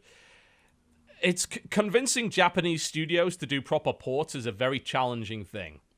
Yeah. Is it just that there's not enough? I mean, I can't imagine. I feel like there's their user base, that people that want to play these games, but they're just not bringing it. They must not make enough money. If they made enough money, they would do it, right? Why wouldn't you? You'd think so, but a lot of it is a case of convincing them to start in the first place. The thing about Koei Tecmo is, yes, that they did bring some stuff over, but it ended up being a mess. But I think Dynasty Warriors sold well anyway, even though, I mean, it's not the worst port. Like, it's probably the best one of the stuff they've done. But they shifted like 150,000 units of Extreme Legends, according to Steam Spy, which is a pretty good number, I think. Mm-hmm. So they're probably encouraged to bring more stuff over. But then all the other stuff they did, like Dead or Alive, they fucking didn't have online multiplayer, for God's sake. Yeah. Like, what the fuck? Dead or Alive did not. Wow. Yeah. Great. Dynasty Warriors 8 at least ran at 60 frames per second, but it was like a port of the PS3 version, so it looked worse than the PS4 version for no good reason, and they still sold it for $50, which is a joke. And, all the other stuff that they brought over as well. And the problem is that PC in Japan is not a popular platform, and a lot of these companies are very Japan-centric. There's thousands of games that come out in Japan only and never make it over here. I mean, fucking hell, half the Sega Saturn games were Japanese and never made it over. I mean, not to mention there's a bunch of stuff like, what was it? I think all those Jump Superstar games, which are like the fighting games involving all of the Shonen Jump anime that you'd think would be, really popular. I think the first one's coming out this year, and there's been like 10 Really? of them. Yeah, they're actually bringing it out in English for once. But it's like, Man. people would definitely not want the equivalent of Smash Brothers with a bunch of really well-known popular anime characters. No, Yeah. the West doesn't want that. What? That wouldn't work. What? I know the game's not like Smash, but like, seriously, even I'd be interested in that. I think they showed the recent trailers, like you could, Kenshin is a character. I'm like, wow, Kenshin's a character. There's an anime I actually watched. Kenshin, yeah. But Throwback. I don't know. I don't know why it is that Japan's like that, but you were mentioning Monster Hunter on PC. There is that one game, Monster Hunter Frontier, that is not translated into English. Yeah, well, I mean, and that's the thing. People tell me, I talk about this all the time, how I want to play a lot of these Eastern games. There's a lot of MMOs, again, because I'm crazy and I play these things. There's a lot of Eastern MMOs that I want to try. They're like, oh, you just have to download this patch and use a VPN. I'm like, I'm not going to do that stuff. Like, no. And then it's going to break. You were talking about lag earlier. Out. You want lag? Run a fucking VPN to play an Asian MMO. That's how you get it. Yeah. Look, I just want to play Dragon's Dogma Online and Monster Hunter Online. I want to play Dragon's Dogma Online too. Make it happen, please. Like, so badly. Yeah. Oh, my dreams. And what's the Dragon Quest MMO? Dragon Quest? Dragon Quest Online? Sure. I actually don't know, but I think... Dragon Quest X. Yeah. Okay. Yes. I want that. Yeah. Yeah, because Dragon Quest didn't sell at all well in the US. Oh wait, Yeah, why it would they give fucking that to did. us? Oh dear. Hurts my little heart. Oh yeah, totally. I mean, I play Monster Hunter Frontier absolutely, but no. I just want, like, literally. I don't know why. I couldn't explain to you why. I want a Monster Hunter game that I can play on a bigger screen. That was my biggest issue with having it thing on the 3DS. Yeah, is I'm like, there's so much shit going on in Monster Hunter. I don't want it on a tiny 3DS screen. Like, having it on Wii U was so satisfying. I got to decide where I wanted all my shit. If I wanted it on the main screen or on the gamepad, I got to really like see what was going on because it was big. It's just trying to switch to 3DS. Plenty of people made the switch totally fine. I did not. I found that game so unsatisfying because it was just so tiny. I couldn't. Yeah, I had a similar problem with it. I enjoyed it much, much more on Wii U. Monster Hunter 3 Ultimate was a good experience. Especially with the gamepad. You got to admit, like a lot of inventory space and things on the gamepad, great. But on 3DS and with that little fucking nub to make the camera work, like I got an entirely new 3DS just to try Monster Hunter 4, and that nub is just, it's really uncomfortable. Why? I mean, why could we not just have a second stick? Is it that hard? You'd have figured it out. Yeah. I don't know. Just saying. Yeah. Oh, well, I mean, I'd be much happier if Monster Hunter was still on the Vita. It was actually pretty good on the PSP. It was all right. Yeah. Ugh. What else have you been playing this week? I played a game called Mana Collect that at first glance looks like a bullshit anime game, and at closer glance is mostly a bullshit anime game. Okay. But it's a Minesweeper battle game. So you are like a witch or whatever. You're trying to collect mana, but you're finding mana wells on a grid. And you have to walk around Minesweeper style and figure out like where the mana port is, and Right. where you can suck mana out of, but you have to look at the numbers and figure out where. It took me a while to figure out what was going on. It kept being like, you missed the mana, and I was like, why? And then it slowly like started to come back to me how to play Minesweeper. They have like a full tutorial, so it like takes you through it and everything. But yeah, you basically like collect mana. You're trying to clear the board of all of the mana, but you're also trying to use the mana that you've collected to attack the other wizard or witch that's on the board with you. Yeah, it's pretty fun. I tried originally to play it on the stream, and I was so frustrated trying to figure it out because it is like the way that it explains things is a little bit off. It's not super clear, but it winds up being pretty fun. Like if you wanted to just like kill a little bit of time, if you're super into Minesweeper and you want Minesweeper to be a bullshit anime game, just check out Mana Collect. Speaking of bullshit anime games, have you had a chance to play the new version of Schoolgirl Mahjong or whatever it is? I haven't. I need to. Wait, yeah. They Yeah, came have out they with looked another at it? one. Yeah, does it have a tutorial finally? Do you know? How the hell should I know? I didn't buy it. I don't know. This is you. I You thought- gotta do this. I thought maybe Mahjong Jen Pretty would've Girls bought it. Battle. I don't know. Schoolgirls edition. I tried just Googling schoolgirls. I didn't come out with what There we're it is. talking about. I know. No, I imagine it Mahjong did Pretty not. Girls Battle, Schoolgirl Edition. Oh, it's got mixed reviews. Uh-oh. The translation is garbage, the UI is full of annoying redundancies, the art is mediocre, and the voice acting is lackluster at best. And you also know you need to know how to play Richie Mahjong before actually playing it. It still doesn't have Yeah. a tutorial. Beginners will have trouble. Rulebook is poorly translated and unhelpful. God damn it. How hard can it be to have Dang a it! tutorial for fucking Mahjong? Oh, This man. review tells me what I need to know. No nudity. Don't care anymore. I don't care what the fuck your game's about now if I'm Don't playing against buy. these girls and they don't get naked afterwards. That's stupid. Where's the reward? You need incentives in your games. He's Am waiting I? for Honey Pop 2. No doubt about that. Look, Honey Pop guys, call me. I know you want to make one with dudes. Call me. I'll be Jesse. I'll be your Jesse. Well, they actually are, aren't they? Like, they're working on Yeah, the they next want one to. with... Yeah, they've got Call guys me. and girls I'll in that do one. it. Yeah. I'll do the grunting and everything. Like, I'll make it dirty. Fucking dirty. I don't think did they have moaning That'd be in creepy. Honey What? Pop? I'm trying to remember. I don't think we got that far. Wait, what? I'm trying to remember if they have moaning in Honey Pop. Yes, when you win, and you bang the girls, and you have to play the final game. Every time that you get a match you point, know they what? go like, Most of the time I play that game without the sound on. "Oh my god!" So So to me, it sounds like you were to missing me the it was point. just they kept getting like more and more blushy, and then eventually I saw nipples. That's what I remember. Oh no. It was great because it was moans, but the game chained them together, so it was like, oh. It's great.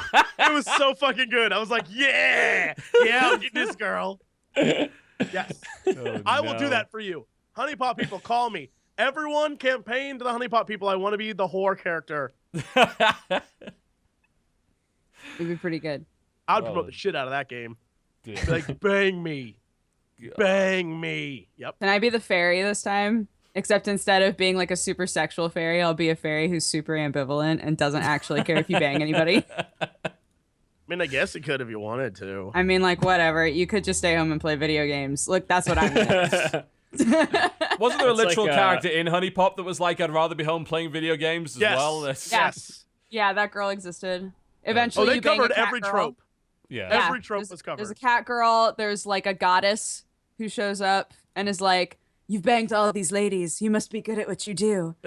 You Even want if to a girl touch gets all tentacle tears." banged, it is. Mm. There's a lot going And then, on of course, in there's that a game. wonderful girl that mocks someone for having an abortion. That was nice. She was a There's- really lovely there's some person. Yeah, there's some awful. Then you can bang characters a mom like that. and daughter. True. God. It's so good. I love that game. That is a legit fun game. It actually is like a really fun It game. is. It's super fun. It has everything you need. It even rewards you for sitting through all that awful match 3 shit. Anything This else? wasn't a you played? yandere. That was kind of upsetting. I played Her Story. Okay, I was actually talking to Dodger, but okay. Let's swap. Let's swap. All right. Her story. Her Yeah, I story, want to know yes. about this game because it looks really good. It's an FMV Okay. game, right?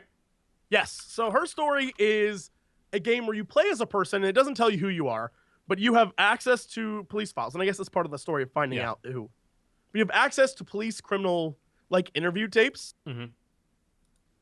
And so what happens is you can use keywords to go back in and search for various video clips of this woman giving her testimony to police.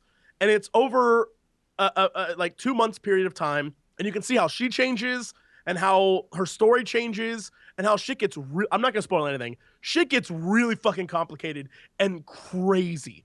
And so the more you learn, the more you're actually writing down on a piece of paper, oh, I heard this name and I heard her say this and something else, this happened, she mentioned this. And so then you're typing in that keyword and you're trying to solve the mystery of what this girl, if she killed her husband or not, right?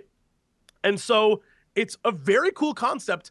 At its core, I mean, there's not much to it. It's kind of like a game where you're just going through and solving a mystery. Yeah, it's an just using investigation video sort clips. of thing, isn't it? Yeah. But the crazy thing is every time you unlock new clips or you oh, what if I combine this word with this word? You find something new to the point where you end up, and there's a really great clip that we discovered when we were playing. The girl is like, oh man, I can't, and she puts her head down and then starts tapping on the table. And we were like, is that fucking Morse code? So we looked up Morse code and then we looked up tap code and we took an hour to look this stuff up. And we were like, oh my God, the levels in this game are crazy of the hidden things that are in the game. Then there's in one clip, she has a tattoo and then two days later, the tattoo's gone. Right. And then she's playing music. She's playing music for the cops. And it's why the fuck would she be doing this? And so you have to search through it and put it together. It's crazy. It's a really creative, crazy game that is kind of creepy. It's the story that she tells, the more you learn about her, you're like, this is some fucked up shit. I don't want to spoil anything. So what at all. I would what's simply the say, game part of it? well, what? I mean, that the game part of it is you're and it's more like a I want to say visual novel kind of a story. It's more like a walking simulator kind of thing without the walking. Well, I mean, it's not it's a mixture of kind of an FMV game with old style interactive fiction. Interactive fiction was often all about the text engine was type in what you think will actually allow you to progress the story. So it's kind of like that. My understanding of it is, I mean, the aim of it really is to kind of unlock everything in the game. Yeah. Yes, you're But trying then to I was unlock wondering, the story. If there's a box where you could type in the answer to the mystery, and as soon as you got it right, game over, or is it more you're clicking through different? The way you do it is you can, at the bottom, you can sort out a timeline of the video, so you can have sort of a record of your story at the bottom, right? Mm-hmm. And there is a proper answer, but it's one of those things where it's nothing like what you think it's going to be. And so, but what you can do in order to sort things is you can then put your own tags in. So if she says, for example, she says Hannah, and you type in Hannah, it might say there are 18 videos, but of those 18 videos, you're only allowed access to 5 at a time. So you now need to figure out how to unlock the other ones that aren't there. So you have to all right, well, I'm going to tag this first video, Hannah, diary, right. You go through the whole list, and then you're all right, so that's this. And then you can sort it and move it. And so the whole point is you're trying to solve this murder case, but it's a case that is possibly already solved. You don't know. It's very interesting. Pretty cool. You don't know who your character is. It's kind of but you see glimpses in the reflection of the computer of a person, and so it's really interesting. And there's a lot of theories about who the person actually watching it is. Are you a cop? Are you related to her somehow? It's a mystery that is a mystery for the sake of being a mystery. It's really creative. It's $5. It's definitely worth it if you want to have a weird night of I'm gonna watch a crazy mystery unravel in front of me. I get it. It was a lot of fun. That's the game that Dodger, when she tweeted me freaking out, I was like, oh shit. She could hear me in her office because it was so cool. It was literally Jesse and Jared just screaming shit. And I was like, what the fuck is happening in there? Because when you figure stuff out, because it is all about the investigation. So we had a notepad and we're writing down, as she's talking, we're writing down keywords she's saying. We're oh, what concept did she just bring up? Okay, cool. And so when we typed it in, shit actually popped up. We were like, what? And then you watch the video and it'd be so mind-blowing, the new thing you just got. You're like, that changes everything we think about. So it's a solid game. It's something you should definitely pick up and play. Well, it's cheap as chips. It's also on mobile devices as well, so if you happen to be, someone that just wants to do it on the go, you can. It seems like the kind of game that would be fun to play with more than one person. Like, where you all kind of get around and try and figure it out. I think on my own, I'd just get horribly frustrated, without a doubt. Yeah, if you have someone to bounce ideas off of, it worked great. Jared and I were playing, and we were just like back and forth, and there was things that he picked up on and things that I picked up on. And then when you're like, oh shit, is she doing a code? He would look up like the actual like dashes and dots, and I'd be like going back through and listening to all the cool things she's saying. It's cool. The concept of the game is it's a really cool concept game. Like the creation of this thing, I hope will spark more like wild games like this. That who's the developer? I wonder what else they've worked on. It's an interesting idea. The guy worked on what the hell? Silent Hill something, one of the Silent Hill games. And like it's weird. Like I don't want to say it's a horror game, but it's kind of like an unnerving game. Like the story, the premise, everything that's happening in it is very unnerving. Like you don't feel comfortable playing it. It's weird. That sounds interesting. I think it sounds like one of those things. I really like these types of games that sort of go as far as to say, but like push the medium. Make it like you say. It's more of it's like an interactive story. You're solving a mystery. Yeah.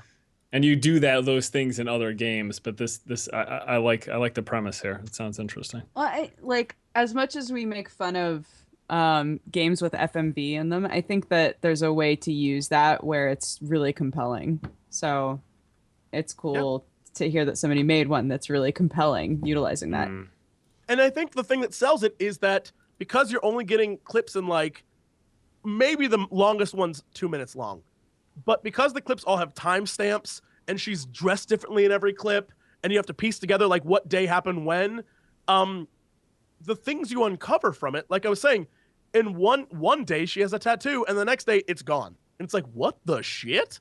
Like, it's one of those things that once you see that moment, it unlocks an entire new level of the mystery.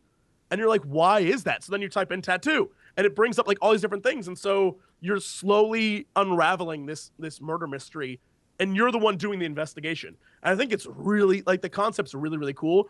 Even if it doesn't have like a defined end game, when you solve it, you solve it. Like there's a point where you realize like, I gotcha. I know what the actual story is here. And I think it's pretty interesting. So my hat's off for a cheap game.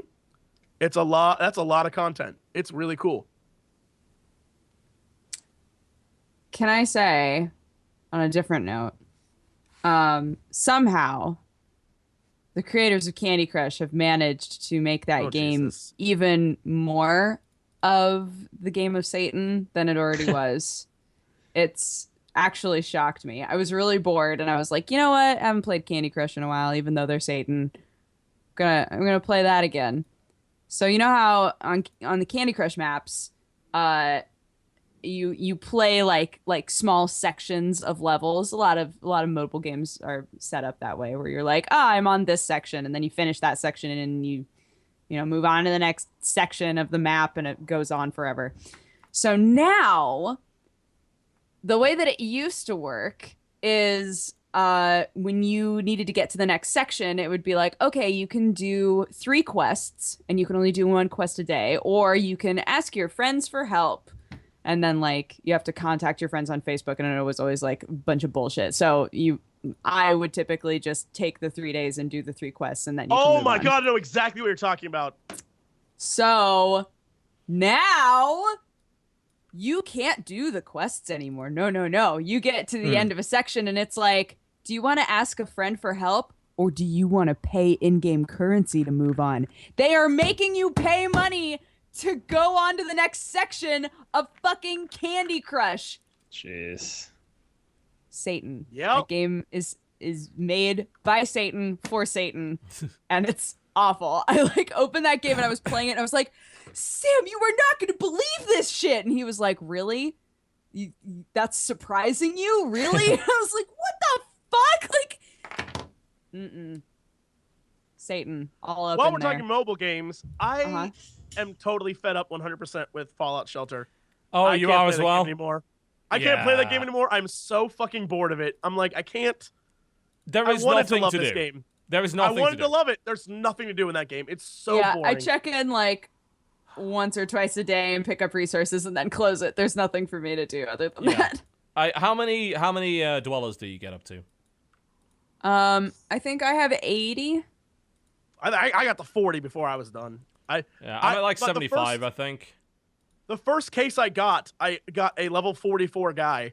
Wow. Who like came with badass equipment. I don't know. He came with like badass equipment, and I was like, great. So I sent him out to do everything. So because I have a guy wandering the wilderness, bringing me back also to awesome shit.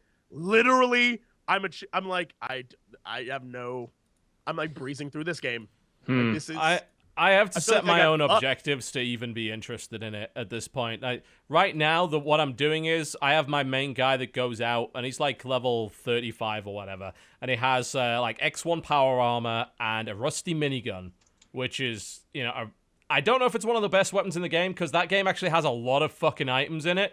Like, I was surprised when I went to items, I'm like, I have unlocked maybe 1/10 of the number of items this game actually has. But a lot of them are shit. I opened a lunchbox today from completing an objective, and I got like Wild Bill's sidearm, which is a reference to Fallout. It does 1 to 6 damage. It's a piece of shit. Like, it's a legendary gun. It's worse than a fucking lever action rifle.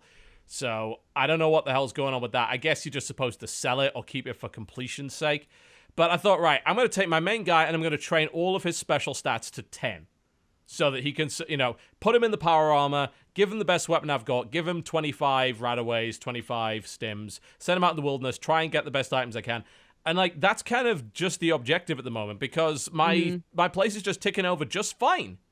And I know for a fact that when I level up, when I actually get access to new buildings, they're just improved versions of what I already have. I just got a nuclear power plant. Does it do anything different to a regular power plant? No, it fucking doesn't. Is there an increased risk of, like, radiation or some shit? No. It just is a better power plant, and that's all there is to it. And the raiders are a joke. They don't do fucking shit. Oh, yeah, especially once you have guns on literally everybody. Yeah, which is easy enough to do.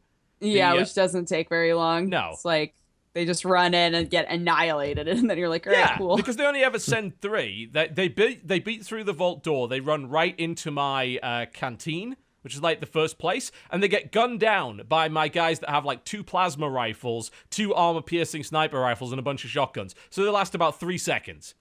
So it's pointless.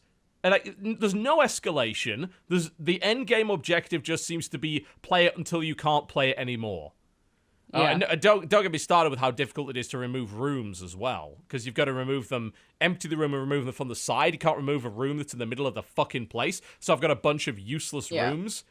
So it's a cute gimmick, but unless they add a major amount to that game sucks. It's not a good game, and people were enamored by it because it had a Fallout theme, and it had a fair business model, and it does. But as a game, as a management game, it's a cow clicker. Bored. It's a Brahmin clicker, is what it is.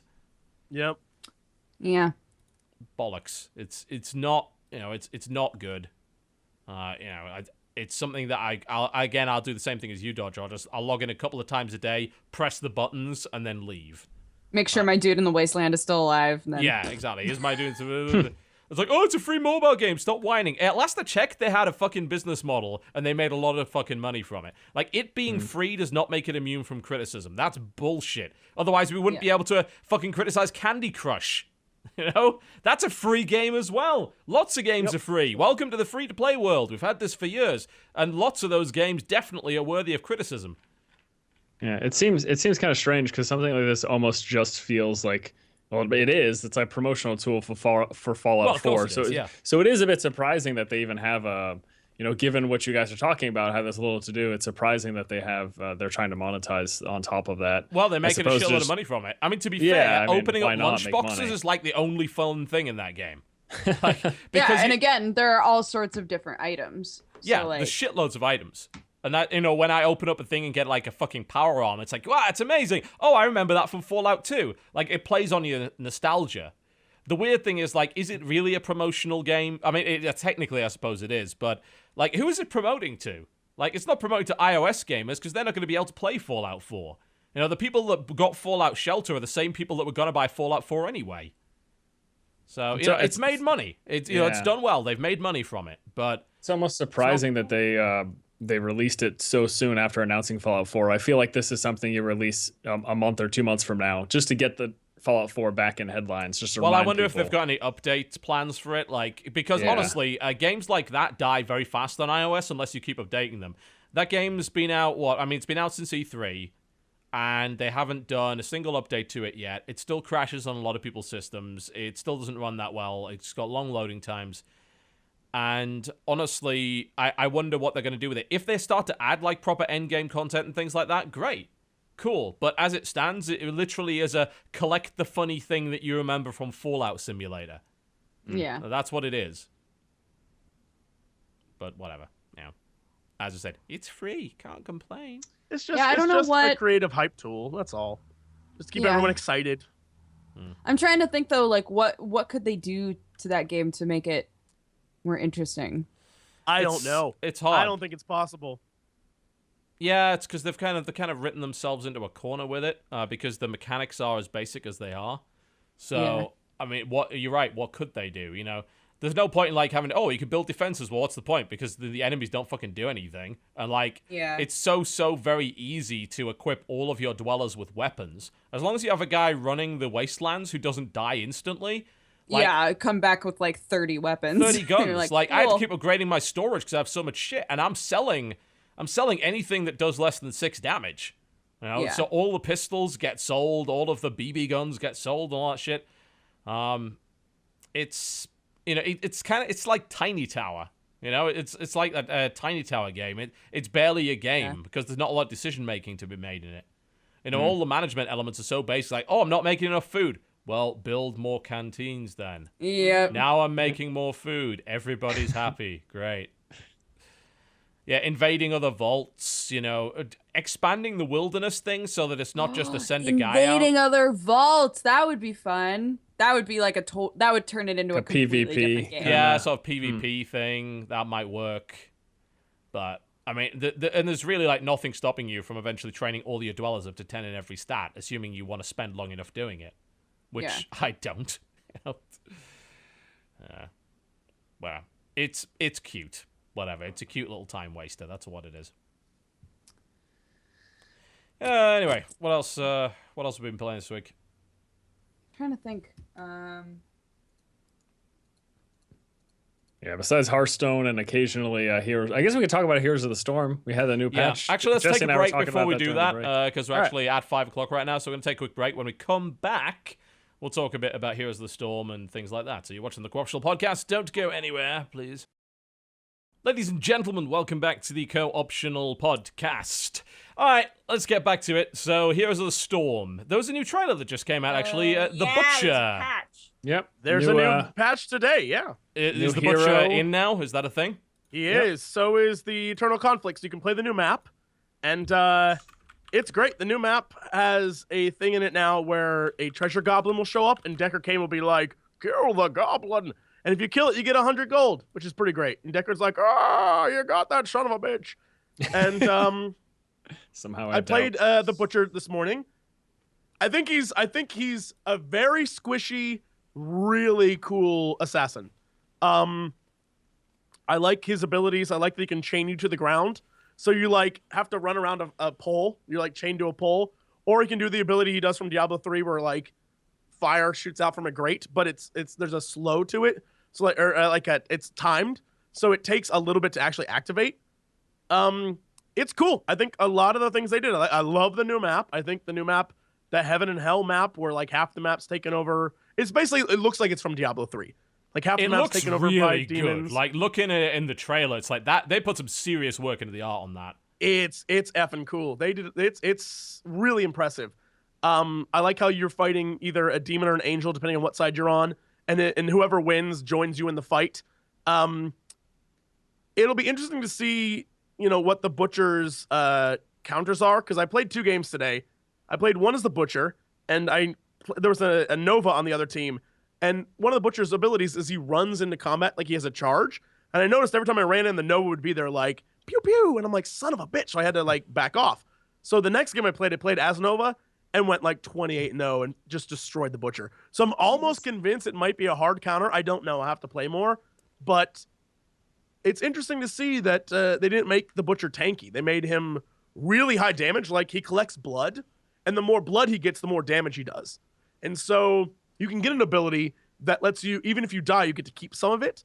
So eventually become like freaking super strong. But it is something that he's pretty squishy. You would assume he's a tank character because he's this big brute guy. Totally not. So well, based on the mechanic, it sounds like something where, he snowballs hard as he gets stronger over time. So if your team can protect you, then you can sort of carry. Very much, yeah. The thing that I think I love the most, and this says a lot about me as a nerd, they redid the Heroes of the Storm theme because the whole next few months is all Diablo, right? Yeah, because they're releasing the monk, themed. aren't they? Because I saw the monk in that trailer. He looked really awesome. And they're releasing skins, one's to make Diablo into an angel, one's to make Vala. No, not Vala. Is it Vala? One of the characters is going to become the Amazon. Like, they're releasing all these cool things to make it Diablo themed for the next few months. And they're releasing new, like, more maps and things. They changed the Heroes of the Storm theme to be played with the instruments they played the Tristram theme with from Diablo. Oh, so it's all like that guitar and like it's that fucking cool. Great. Yeah, I'm like, oh, you nailed it. You guys nailed it. That's the first thing I noticed. It was like, I love you. I guess Nova's gonna be the Amazon. So I'm really excited. I think it's great. I like what they're doing with the actual game. It's fun to play. It's a fun, I still think some of the mechanics are shit. Like, when you get disconnected, fix that, you sons of bitches. That I don't think they're ever going to fix that, because that really is the system from StarCraft 2, and of course it's completely unsuitable for a Dota style game. It was good for StarCraft, but that's a 1v1 game. It's not even close.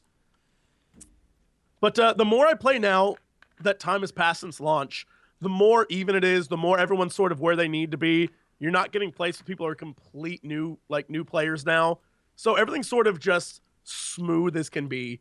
I'm interested to see what they do in order to improve, the team mode and the hero mode as time goes on, because those still need a little bit of work. But if you just want to jump into a quick match and dick around, it's pretty great. It works fine. I have zero stress anymore. I'm like, we good. Salt levels minimum. Just have fun. I don't believe you at all. Dude, No salt. It's really because I'm with people that I can beat. So I've been winning a lot lately, and I feel really good about it. Not even gonna lie. So when you win, turns out you have zero salt. Yeah, I've that way. Yes, I've said it time and time again. It's definitely one of those games that's so fun to play. I don't know. I mean, I think you have an opposite stance on this, Jesse, but I just don't feel like it's the tournaments, at least that I've watched, with the exception of the ESPN tournament. I know there's a lot of things they could have done better, but I thought that was a lot of fun to watch. But in general, like, I'll watch a couple of Twitch streamers because they're entertaining, but I don't know. I don't think it's that fun to watch. That's all I'm saying. And that's someone who coming from someone who makes YouTube content that hopefully people will watch, but I don't know. It's a blast to play, though. I like the game. I think it depends on who's playing and what strategies they're using, and because a lot of the times, and this will only change as they put more characters into the game, but at the start, there's only so many characters and so many counters. So if I pick Illidan, you can only pick one or two other people to play against that. Or if I ban this, there's not enough characters for it to be crazy to watch. So I think that's a big problem they have right now. Just, it's a new game, so you can only be so many people. And so a lot of the time you're watching the same people over and over and over again. And some characters like Illidan, although I think he was just nerfed hardcore, were super overpowered. And so everyone would play them. But then there's games, and I'll hype this game up to the day I die, where myself and Sohinki and Lasercorn and Sinvicta and Michelle Morrow on Team Low Expectations played against a bunch of Twitch guys. And they were very, very good. And they had a solid strat. But our strat was, we're going to go Murky, and we're going to go Abathur, and we're going to backdoor the shit out of them. And so while they were better, all around, our strategy was so good that in the end we won because we just, like, it was such a close game, but we ended up winning because of the strategy we used. And I think that the more you play the game, the more you realize, like, it's exactly what I thought it was at the beginning. If you have 5 competent players that can play together as a team, you can overcome anything anyone else throws at you. A single good player cannot make a difference in that game. Yeah. Like, one single good player can't turn the tide. If you can have 2 players who are very, very good, possibly. But it's good to have one good player to lead the team and tell them what to fucking do, though. That's I think, the biggest issue is knowing where to be at what time, and having someone that has that kind of level of game awareness can really make a difference. Yeah, it's about everyone sort of, you have to know the maps, you have to know what to do on the maps. It's about the objectives as much as it is about taking towers and keeps and stuff. There's a lot to it that I think a lot of people don't necessarily see right away. And I think that's the part I like the most, is like, it's the strategy of learning to play together with 4 other people and realizing that you have to, and that you can't go by yourself. The minute you go off on your own, you fucked everyone. So I feel like, there's a lot to it, and it's also very easy. It's very easy to play and pick up and learn. And I think that works well for me too, because you don't have to worry about, like, what's the items I need to buy and what's this and this. I like the talent system a lot. I think removing the complexity of an item shop makes it easier to hop into. It's kind of funny though, as this is supposed to be a game, like you mentioned, that's easier or more casual, easier to get into. But like, it's also harder in the sense that if you're not doing the objectives on the map, you are just like, you're losing the game for your team, basically. That's why pubbing in that game is just not even an option for me. It's too frustrating. It's bad enough when I play like a first-person shooter and it's very objective focused. I've been playing a lot of Dirty Bomb like past few weeks, and that game is really fun in my opinion. But I've started to hate people that, like, we started to colloquially. My God, that word fuck. That's really hard. Yes, colloquially. Colloquially. There you go. Colloquially referred to as TDMers. And we do that as kind of a derogatory term because kind of people that play team deathmatch, they're all about just kill death ratio. Kill death ratio is completely fucking irrelevant in Dirty Bomb because it's all about the objectives. You play attack defense. Attackers usually have to do several objectives. It's usually like blow up this, then take this to here, then blow up this, then take this to here sort of thing, or escort this to here. And if you're not playing those objectives, usually that means if you're playing a fucking sniper, then you are utterly pointless. You might as well not even be on the team. We had a game where we were on the max size, which was 8v8, and 4 players were fucking snipers.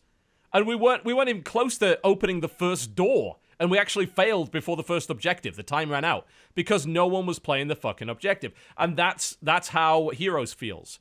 And it's unbelievably frustrating. So if you're not playing with a group of people you know, I don't even touch that game unless I'm on with at least one person I know. Here's the crazy thing. The more you play, the more you realize when objectives are important and when they're not. A really great example is the mines. Is a pretty simple one because it's only 2 lanes. Yeah. The first going into the mines phase, you don't necessarily need to push that or do that. It's actually, you can push a tower. And because the monstrosity is so weak that first time, you push a tower, take one of their keeps or whatever, one of their bases. It's probably better than trying to contest the monstrosity in the first place. Because you can just beat the shit out of the monstrosity before it does any real damage. But like later on in the game, it becomes really important. Oh, yeah. Like so you need to level learn, 20 plus, if you don't do the mines, you just lose the game, basically. Yeah, and it's one of those things where at the beginning, when you first start playing, you're like, oh, I have to do the objectives, I have to do this, this, and this. And later you learn as time goes on, there's a place and time to do certain things. And I think it's kind of interesting that the way the game has evolved from just being like, oh yeah, I need to get this guy every single time to let them have it. We have a different strategy we're going to do. And if we can push this, then we'll be fine. And again, I think you're right. It comes down to having a really good leader. It's the same with the mercs as well. You know, I think when we first started playing the game, it was like everyone's like, gotta get the mercs every time. Like, as soon as they're up, get the mercs. Yep. Not true. Like, a lot of the time, if you can test the mercs at the wrong time, the mercs are a waste of your fucking time, and you've probably lost experience because you haven't had the lane. You might have had your lane pushed. And, in many cases, like in other games in that genre, having your lane pushed is not necessarily a bad thing. Because your tower's really powerful, you can farm kills from behind the tower safely. In Heroes, towers have fucking ammo. You know, so if you get sustained pushed, you're in trouble. You're going to lose your tower. Yep. The new map's cool because they have some of the new mercenaries on the new map are the like have little different like shaman abilities. dudes. Oh, they keep Yeah, they're resurrecting the little hellhound things? Yeah. So they resurrect hellhounds, and then you can get like all the little monsters from Diablo to come help you. It's pretty cool. I think the new map is really, really fun. I definitely don't say that about a lot of the new maps. I think some of the maps that they've made have been shit, but this one I enjoy immensely. So, yeah, it's free. I'd go check it out. I think right now, if you actually intend to spend money, they have like for $39, you get like half the characters. And then 2 mounts That's not awful. I mean, it's still pretty pricey. Especially for Blizzard when it's like $10 a character. Yeah. Yeah, like that's the best deal you're going to get. It's like the Epic Storm bundle or whatever it's called. That's pretty much the best deal you're going to get at the moment. So I'd jump in on that if I were you and wanted to actually spend money. But I don't know, man. I'm having a lot of fun. But I think it's because one of those games that it's so simple that I understand it. Like, it's so simple, I get it. So I've still only played one game of Heroes, and that was in the beta. It just didn't click with you? I mean, you're not a big player of Dota-style games, are you? Honestly? No, I'm not. And friends of mine who are also not super big into MOBAs have said that it can be really fun for somebody who's really not a fan of that genre because it is more team-based and things, but I honestly haven't given it enough of a shot. And at this point, I have that weird mental feeling of like everybody else has played it for so long, especially the people that I know, everybody's played it for so long that like I would be that weird hindrance friend who's just like, I've never played this game before. I can't wait to play it with you guys. Thanks for playing with me. I think, honestly, a person like that, as long as they're with somebody that does know the game and can follow instructions, will actually do just fine. Like, do you know how to use your abilities? Yes. Do you know how to not consistently die over and over again? Yes. Then you're probably okay. But here's the thing. Even the easy characters in this game, and I think this is the one thing it has going for it. The easy characters that are marked easy are legitimately super easy to learn how to play. Like Vala and Jimmy Jim Raynor. Are like Raynor has 2 fucking buttons you press. Basically, it's super easy. And you learn basically like don't be a dummy and stay in combat too long. When to go out, when to move in. And it'll take you like every game a few times of getting your butt handed to you. But eventually you'll be like, this really it really isn't that hard. Like it's one of those things like if you want to play it super high level, of course you need to be like, oh, my 5-man team knows every place to be at the exact same time and where to fight and when not to fight. But if you just want to dick around in quick match, it's not hard. Everyone's there just to have fun. I've noticed a lot less freaking out lately. At launch, there was a lot of like, oh, you fucking fuckers. Yeah. Now everyone's a little bit more chill because everyone's sort of where they need to be and like how much they played and how good they are. Yeah. I don't know. Look, lady, you're more than welcome to play with me. I will not yell at you too much. I don't trust you at all.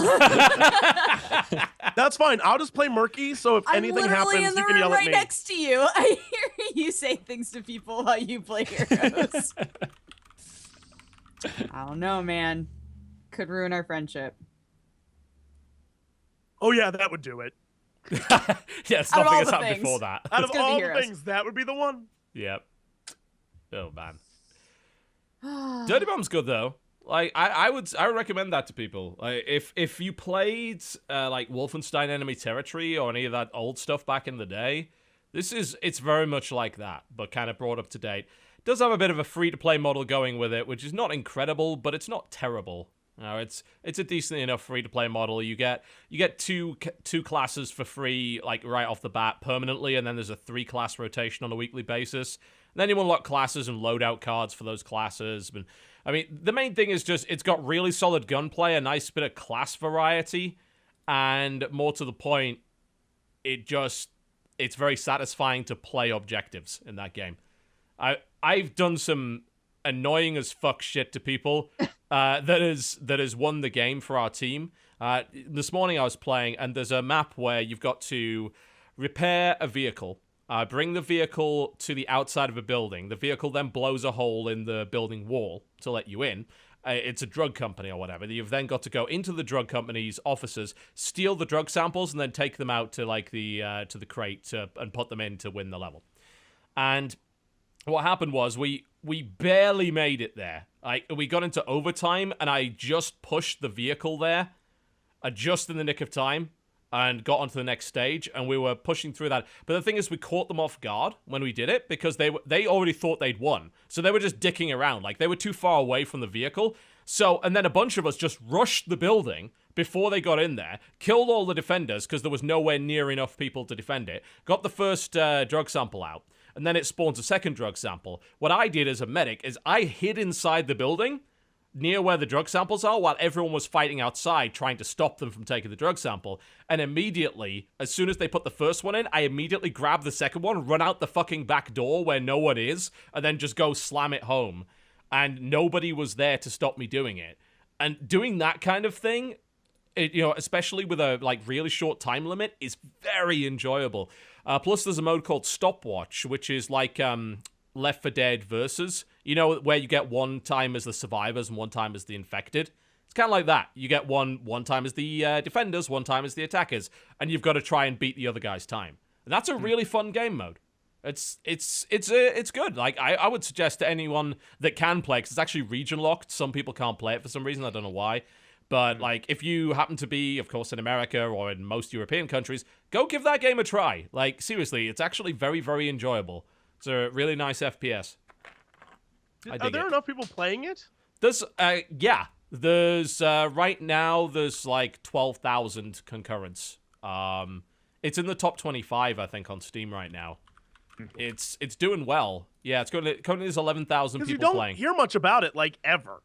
It's still in open beta, and it kind of had a weird system where they had a buy-in closed beta where you bought like the $20 starter pack and you got in, and like there wasn't many people playing it then for obvious reasons. Then it got into open beta and took that wall away, and it's been gradually growing since then. It had its best day yesterday, actually, when I put my video out. It topped up at like 13,000 concurrents.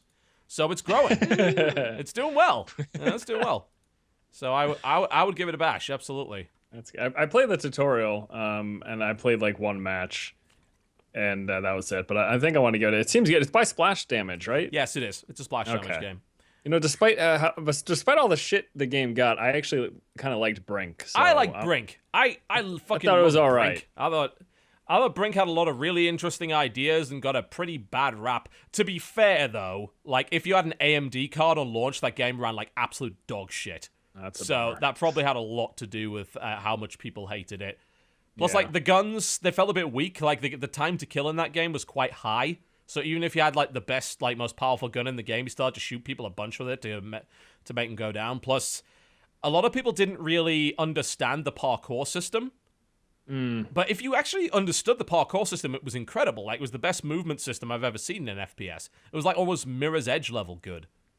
I remember also really liking like the character models. They were sort of like Dishonored style, over exaggerated, kind of lanky. There were looking, slight caricatures, and the character like the level of visual customization was amazing. You could like make your guy look completely different to everybody else's, so that was great. Plus, the thing that matters the most, the gunplay was good. So, it's too bad. Hopefully, they do better with this. It seems to be doing well. And it helps that there's no barrier to entry. Brink was a $60 fucking game that you had to buy, so a lot of people chose not to, and I don't blame them for that. And Dirty Bomb is free to play, so that helps. It's a shame they kept a little bit of the parkour, like you can bounce off walls, which is really good for the lighter classes because they don't really screw with your accuracy that much when you jump, so it's kind of like a bit more Quake-like than other games. So you can like bounce off a wall and shoot someone in the head with a shotgun, and it works really well. But like the full-on parkour system that Brink had isn't there, which is a bit of a shame. Is this one of your gameplay videos you're playing? Because this is some crazy-ass FOV you got going on. Of course! I played a man's FOV. This is 100 FOV right here. That's exactly what you need. Great. Yeah. You should see the bit later where I'm picking people off without iron sights, and people are like, I can't even see that guy. It's like, yeah, he's a little dot over there. Blink, blink, blink. He's dead. Turns out, once I got glasses, I'm not bad at shooting anymore. I can actually aim. It's great. Go. I can see people now. It's wonderful. It's good. I would recommend it. It's worth a bash, definitely. They got a lot of maps right now, or still kind of 5. The thing is, like, the weird thing about maps in that game is the maps are fucking huge because they're multi-objective. So every time an objective is done, you kind of move up the map. So your spawn moves and their spawn moves. So it's like having 3 maps in one for most of the maps. Because there's areas where once you've beaten that part of the map, you'll never go back there. And it'll just move on to the next bit. So they're all like really long. It's like what they're doing in Overwatch too. The push the crate kind of thing. Yes. Yeah, I mean, it definitely, like, if you played any of the payload maps in TF2, they're kind of like that. Except I would say these are even more extreme in the way that the spawn points move up. Especially because you can't push them back. You know, the payload can be pushed backwards. So, I mean, that can't actually happen here. So, yeah, it's pretty neat. I like it. I like it a lot.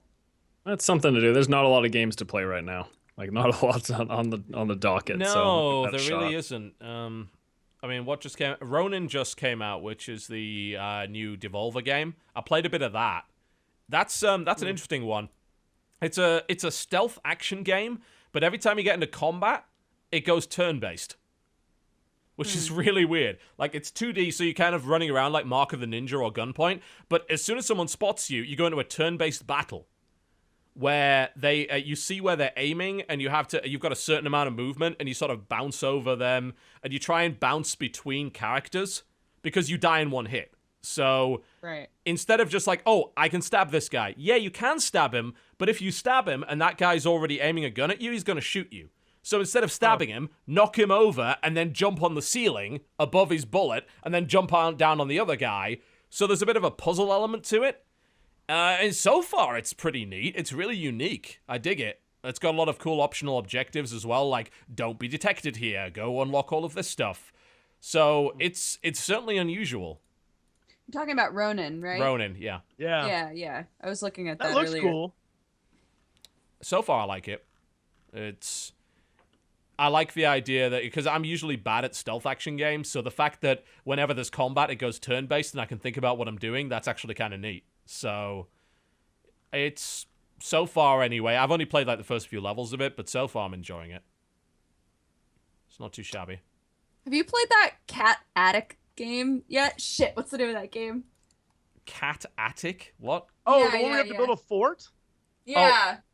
What is it? that game Fort called? Meow. Fort Meow. Fort Meow.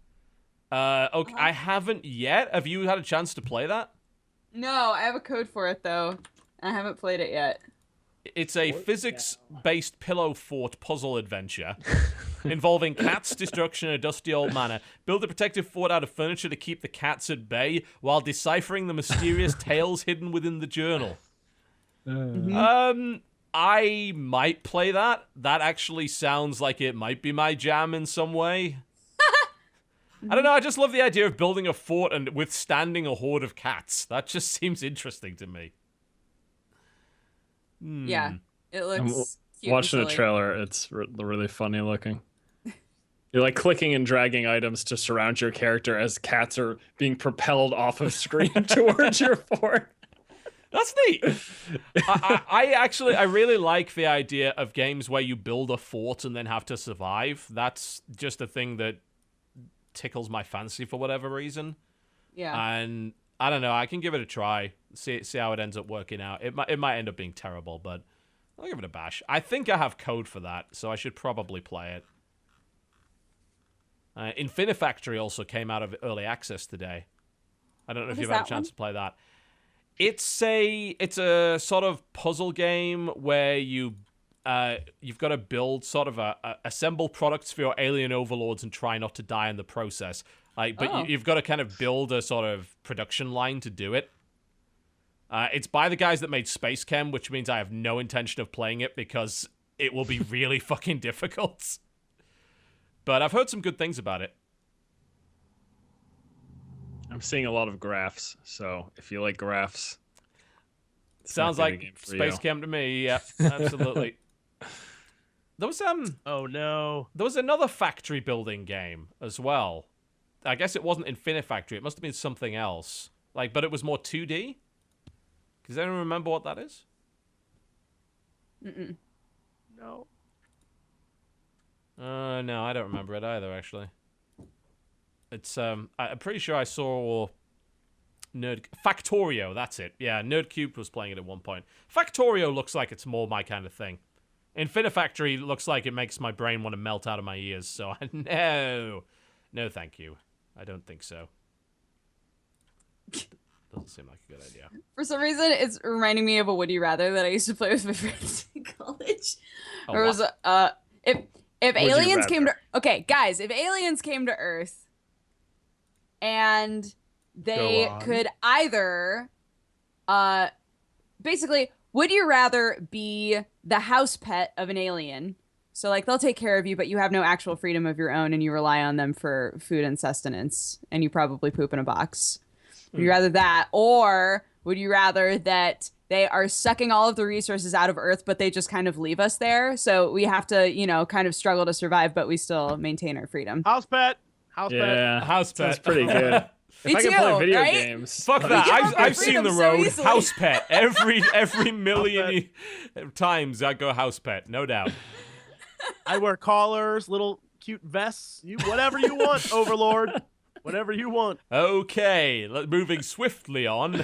There is there's a new game from Jackbox that just came out that we should probably Yes, try I and was play. just looking at that. Quiplash.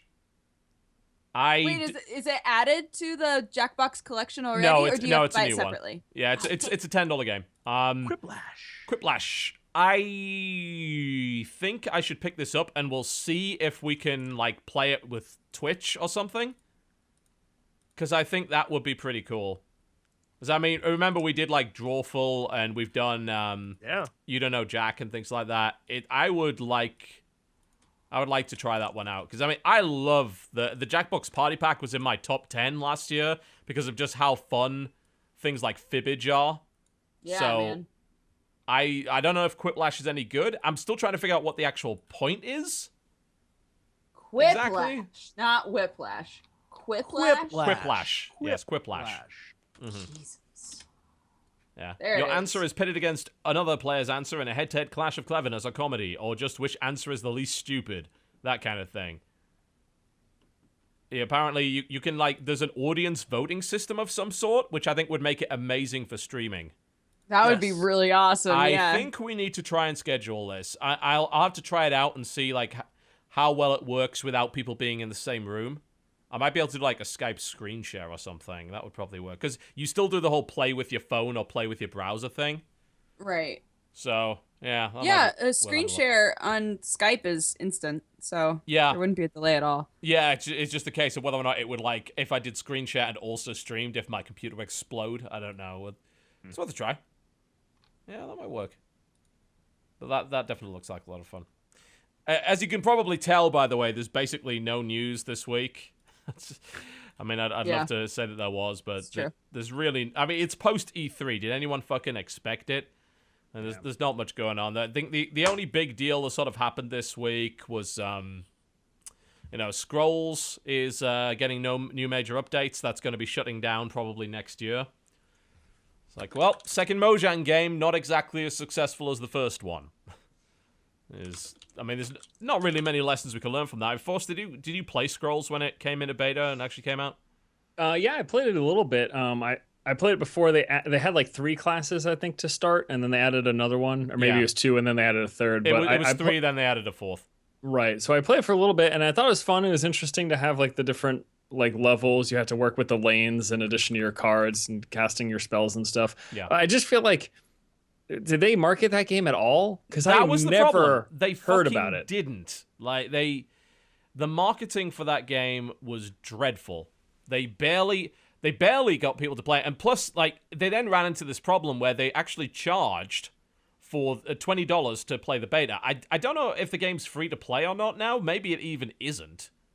But frankly, I think that put a lot of people off. And then, of course, eventually Hearthstone comes along and Duel of Champions, the Might and Magic game. And I guess, like, Scrolls didn't really stand a chance at that point. It's a shame Yeah. because it's actually a really good game. Yeah, no, it was fun and interesting, and different, but yeah, I guess we never heard anything about it. But maybe that just means people tried it and said meh, and then moved on. So The problem I had with that game is the matches took way too long. I remember I did a few remember videos that, for Jesus. it, and I had one that was like 50 minutes long, and it's like the Hearthstone is so quick in comparison that I can just get a game in whenever I feel like it, and Scrolls was never like that. I felt like if I was going to play Scrolls, I was committing to an hour. Mm-hmm. So that was probably part of the problem, I think, with that game. It didn't help that the turn times were really long and people used to drag it out a lot as well. And it came down to the fact that even if you were losing, you wanted to stay in the game as long as possible because you got more gold that way. So I think a lot of people just stuck around for as long as they possibly could, and even if they knew they'd lost. So that got, whereas in Hearthstone, people are often just like quit when they, so the game's over pretty quickly. Yeah, Bit of a I shame. don't think it helps. Like you mentioned, there was Hearthstone and then a Might and Magic game. We've just been inundated with digital card games in the past like year to 2 years now, so it kind of got lost in the flood, I think. Yeah, there's stuff like SoulForge out as well. There's a few other things on iOS. It's pretty tricky. I mean, it's not an easy game either. I think that probably had a lot to do with it. Like, you had to learn not only like what your cards did, but there was a timing element to it because each card like attacked at a certain time. So you had to plan several turns in advance. Plus, there was space control with that. Ew. Yeah, it was fun. I thought it was a really great game, and it's a shame to see it go, but it doesn't surprise me that it will. Mm-hmm. This game was like looking at the website was literally never on my radar, and now that it's not going to be around, I just don't care. Like it's a weird, it's sad. Well, yeah, they didn't market it. They really didn't, and I think maybe. Did they have some weird expectation that it would somehow market itself like Minecraft did? Because I think you can attribute the success of Minecraft in many ways to places like 4chan, for God's sake. That they were posting a shitload about it, and then it ended up on Reddit and all these other places. And that game marketed itself through forums and word of mouth, and then YouTubers picked up on it, and the rest is history. But Scrolls never did. Yeah, the weird thing about Scrolls was I remember the lawsuits involving Scrolls. Yeah. But I could not I couldn't have told you up until watching footage. I could not have told you what that game looks like, what the play style is. Like, I just knew it was a card game that was involved in a lawsuit with Mojang. And that's it. It's as far as I got. Yeah. It'll be interesting to see what happens next. Because I'm curious what they would do next. What is Aside Mojang from, even doing right now? Yeah, like I don't like what comes next. Minecon. Yeah. Well, they're just doing more shit with Minecraft, aren't they? I mean, why not? That's what's making your money. What the fuck happened to is that game slowing down at all? It doesn't seem Minecraft? like it. No, I don't think so. No. I mean, they It's could crazy. just keep... Like, even now, channels that pop up that are like, I just do Minecraft, wind up getting huge. And I'm like, how? How is this still a thing that people love? It blows my mind. There's a lot of young kids who love Minecraft, man. That is a generational thing I will never get. Well, I mean, I understand it totally. I mean, why wouldn't you? It's a sandbox game. It's got elements of Lego in there. It's got weird mythology shit going on with it. Like it's infinitely replayable. I can certainly understand why people like it, and they're developing more. I mean, they're working on even there's going to be a Telltale game, for God's sake, called Minecraft Story Mode. Really? Yeah. I didn't know that. Yeah, Telltale's doing a Minecraft That's game. a big thing for Minecon this year is they're finally revealing what story mode's going to be. Yeah. Man. So that's To be fair, though, bonkers. what franchise isn't Telltale making a video game about?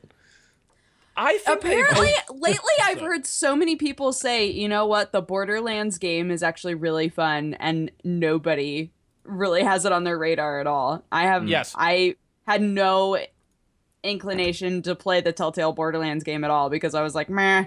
I gave up. That's because the Game of Thrones Borderlands right one now. was super meh. Yeah. I thought the first episode was really good, but then it sort of started to trail off after that because they had this kind of standard Game of Thrones shock, like no one is safe thing, and I thought that was a really good start. I'm like, it had everything. It had the intrigue with Cersei, and the kind of lady of the court sort of style political stuff going on. Right. It had murder, horrible, horrific murder. Right. And then apparently it just kind of died off. And a lot of people are starting to get sick of Telltale shtick. Because they're making the same game over and over again, and their engine is in dire need of upgrading. Like, their animations suck. Like, they've got really good quality voice acting, and their writing's good, but their lip syncing looks ancient, the animations look bad, and these games, like, if you play Game of Thrones and you play Borderlands, they both pretty much have exactly the same mechanics. They're almost identical. And then if you play, like, their other stuff, like you play... The Walking Dead. It's like, hang on a minute, you did that in The Walking Dead and you're still doing that now. So I think they maybe need to rethink things. A lot of people have been saying that Life is Strange is basically everything that Telltale isn't at the moment. Dude, Life is Strange, yeah. You know, when we were talking about DayZ and how, like, other people are like, that works. Let's make that better. Life is Strange, I feel like, is a better version of what Telltale has been just recycling, you know? Yeah. I mean, Telltale has a formula, and they've been sticking to it for a goddamn long time, and I think for some people, it's starting to get a little bit samey. It would be nice to see... I'd like to see them go back to the Sam and Max era, where they actually made point-and-click games instead of quick-time event, hey, we're gonna talk to you games, which is what they currently do, like kind of narrative-focused games. I think while the messaging's still good, they're just going to keep pulling down franchises to give them money to make games on their stuff. Yeah. I think whatever happens, though, that first Walking Dead game, by far one of my favorite video games ever. Like that I loved that storytelling there, and even if they keep doing the same thing, it'd be nice that if they could innovate. But I really liked that first game. I always will. Oh, well, I mean, that game did really well for them. On PC, according to Steam Spy, that shifted almost 2 million copies of the first season and almost 1 million of the second, so that did really, really well. But, you know, I have to wonder how that keeps going on, because I imagine, you know, Game of Thrones has shifted almost 250,000, which is obviously, like, nowhere close. And you'd think that something as popular as Game of Thrones would shift a shitload, but actually it kind of hasn't, and... Tales from the Borderlands, again, this is all of Steam Spy, so some of this might be right, about 180,000. So yeah, it's not doing as well as Game of Thrones. Wow. I heard a lot of good things about that. That's almost surprising.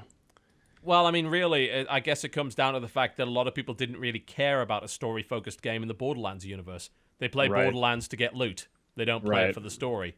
And that's probably a good thing, because the writing in Borderlands is fucking awful half the time, but... Apparently, I mean, I played the first one of that too, and I liked that. I thought it had a really nice theme to it. It had some really fun characters, great aesthetic. Wolf Among Us, I still think, is probably my favorite of the lot. That was absolutely awesome. But yeah, there you go. Is there anything else? I mean, there's been so little going on this week. I mean, there was that stupid thing with Apple, but I mean, what is there really to say about that? Yeah. Everyone knows it's stupid. That's all there is to say. Yeah, I mean, anyone that's defending that is completely out of their mind. It's indefensible what they did, and they've now backed up from it very quickly, so who cares at this point? Well, there are lots of releases. There are, yep. We could hop into that. Oh, yeah, people are, like, shouting about Terraria 1.3. I'm like, I don't think any of us have anything to say about that, really. You know, Nope. I don't think me and Jesse have an intention of going back to it, honestly. Not at the moment. What happened to Starbound? It just developed really, really slowly. I think, and a lot of us, like, we were really excited about it, but again, it's an early access game and it released way before it was ready. And then it developed, like, the releases, the updates for it were really slow. So I think a lot of people just got bored as a result. And that's a shame. A lot of people actually own this game, but people like there's one of the highest rated reviews is by the time this game leaves early access, you'll be able to explore the stars for real. It's like, ouch. Yeah, so I think that's why it just is taking forever. So people are bored of it. And then, of course, it doesn't help that everyone was really hyped about Starbound because they didn't think Terraria would be updated anymore. Because for the longest time, they said, we're not doing any more Terraria. And then they came back and said, actually, we are. And now the new version's out. And then there's another one, Terraria Otherworld, I think, which is the spin-off. So I think at this point, Starbound is like trying to compete with a game that's far more developed and is still getting content updates. Word. Yeah, that's Starbound for you. Okay, let's talk new releases, shall we? Cool. Today, the 30th of June, Devilry comes out. Devilry. What is this new Devilry? I like this. It's kind of all right. So it's a first-person survival horror experience, but you survive the night in your home, and some like poltergeist is trying to get you, but you have to use the tools and weapons in your house to fight it off. Okay. I think that's kind of like a cool concept. I don't know what it plays like, but it seems cool. I wonder if it looks as good. Like these screenshots look really good. Like very impressive. I wonder if it actually looks that good. I'm going to go with probably not, but Well, there's a trailer. It must look as good as the trailer. If there's anything we've learned about video games. Absolutely. I also trust everything that comes out of E3. Yeah. It does looks good. Well, looks like what Gone Home should have models been. At least like what they pretended Gone Home was going to be until they figured out it wasn't actually a horror game. All right, next. Next up is Chauffeur Race Driver, and chauffeur is spelled Shofer. Yes. Chauffeur? Not chauffeur. Chauffeur Race Driver, yeah. Chauffeur Race Driver. Dat Pokemon's racing. Okay, I'm going to read to you the best game description ever. Like, Okay. if by the end of this game description you're not asleep, I'm going to be surprised. Chauffeur Race Driver is a racing genre video game by Zorimang Studio. The player controls a race car in a variety of races, the goal being to win the race. In the tournament career mode, the player must win a series of races in order to unlock vehicles and tracks. That's the game description. It's all true. Oh wait, Those there's are more! facts. There's more! Before each race, the player chooses a vehicle and has the option of selecting either automatic or manual transmission. In Chauffeur, the cars can suffer damage. End of description. Oh my god. This sounds like a revolutionary race game. Well, your marketing That's all leaves you need to know. Next game. something to be desired. The Adventures of Mr. Bobley. I can't believe this. Clearly a ripoff of Bob the Builder. This guy's wearing a yellow hat. He builds stuff. Can he fix Is it? it a kid's game? I don't know. It looks weird. It actually, I mean, you are kind of right. It is a 3D platformer adventure game featuring physics-based puzzles and challenges that require you to drive vehicles. Oh, so it's like chauffeur racing then. Okay. Exactly. Oh my god, the aesthetic of this is not... He runs in a very strange way. I don't know if you're watching the trailer for this, but this guy looks like he has a genetic deformity. I'm going to be honest. Like, he shouldn't be on a construction site. He should be in physical rehab. Oh dear. All right, so you run around, you jump on stuff. That looks like what the game is. Great. 10 out of 10. Next. Next is BlazBlue Chrono Phantasma Extended for PS3, PS4, Xbox One, PS3 Network, and Vita. So, fighting, beating the shit out of New guys. BlazBlue. Yeah. BlazBlue is good. We like BlazBlue. It's BlazBlue action. Yeah. Fun to Except watch, on too. PC. Don't like on PC because we get like 4 games behind the current one on PC. So, no. Oh dear. Next up is another Hyperdimension Neptunia game, Rebirth 3 V Generation for Vita and PlayStation Network Vita. I don't know Have what you this played game is any about, of the but I likes Hyperdimension it. Neptunia games, Dodger? Do you have any idea what they are? Because I'm like, I'm at a loss. All I know is that I feel like every other week they're like, another Hyperdimension Neptunia game is coming They do out release a for lot of the Vita. And I'm like, fuckers, are don't there they? 3,000 of these fucking things? I still don't even know what they are. Like, I don't know either. I'm sorry, I'm just looking it up on this Wikipedia game right was now. Good. Oh Lots my! Lots of ladies. You're not fucking kidding. There are actually 11 of them. So there's 4 in the main series: Hyperdimension Neptunia, Mach 2, Victory, and Victory 2. There are then a bunch of spin-offs. Hyperdimension Neptunia Producing Perfection, which is an idol-raising simulator game with rhythm and dating sim elements. good. Hyper Devotion Noir Goddess Blackheart, a turn-based tactical role-playing game. Hyperdimension Neptunia U Action Unleashed, which is a... that's a Dynasty Warriors style game. Nice. With Real-time action game. boobies. Geki, what the fuck? Geeky Jigen Tag Blanc plus Neptune versus Zombie Army. Multiplayer action game. And Hyperdimension Neptunia versus Sega Hard Girls Hard War, which is a crossover title with Sega Hard Girls, which is... No, stop. I can't. Oh my god! This Sega Hard Girls is a project that reimagines various Sega games consoles as anthropomorphized goddesses who appear Sega all over Hard modern Girls? Japan! Oh, shit. No. It's a manga. The main characters are Dreamcast, Sega Saturn, Mega Drive. They have descriptions. Dreamcast, a pink-haired, cheerful girl who wants to my make friends God, with I've actually everyone heard of and this. excel in school. She wears a white and yellow dress with Sega Dreamcast controller as a headgear. She can also access the internet using a dial-up modem. IBM PC is a cat girl with glasses and a magical book. Oh my god. Is that true? The- You didn't just make that up? No, they have pictures of them online. The Oh my God. Sega Genesis Game girl, Gear. Saturn, the Saturn girl. Oh my god, this is amazing.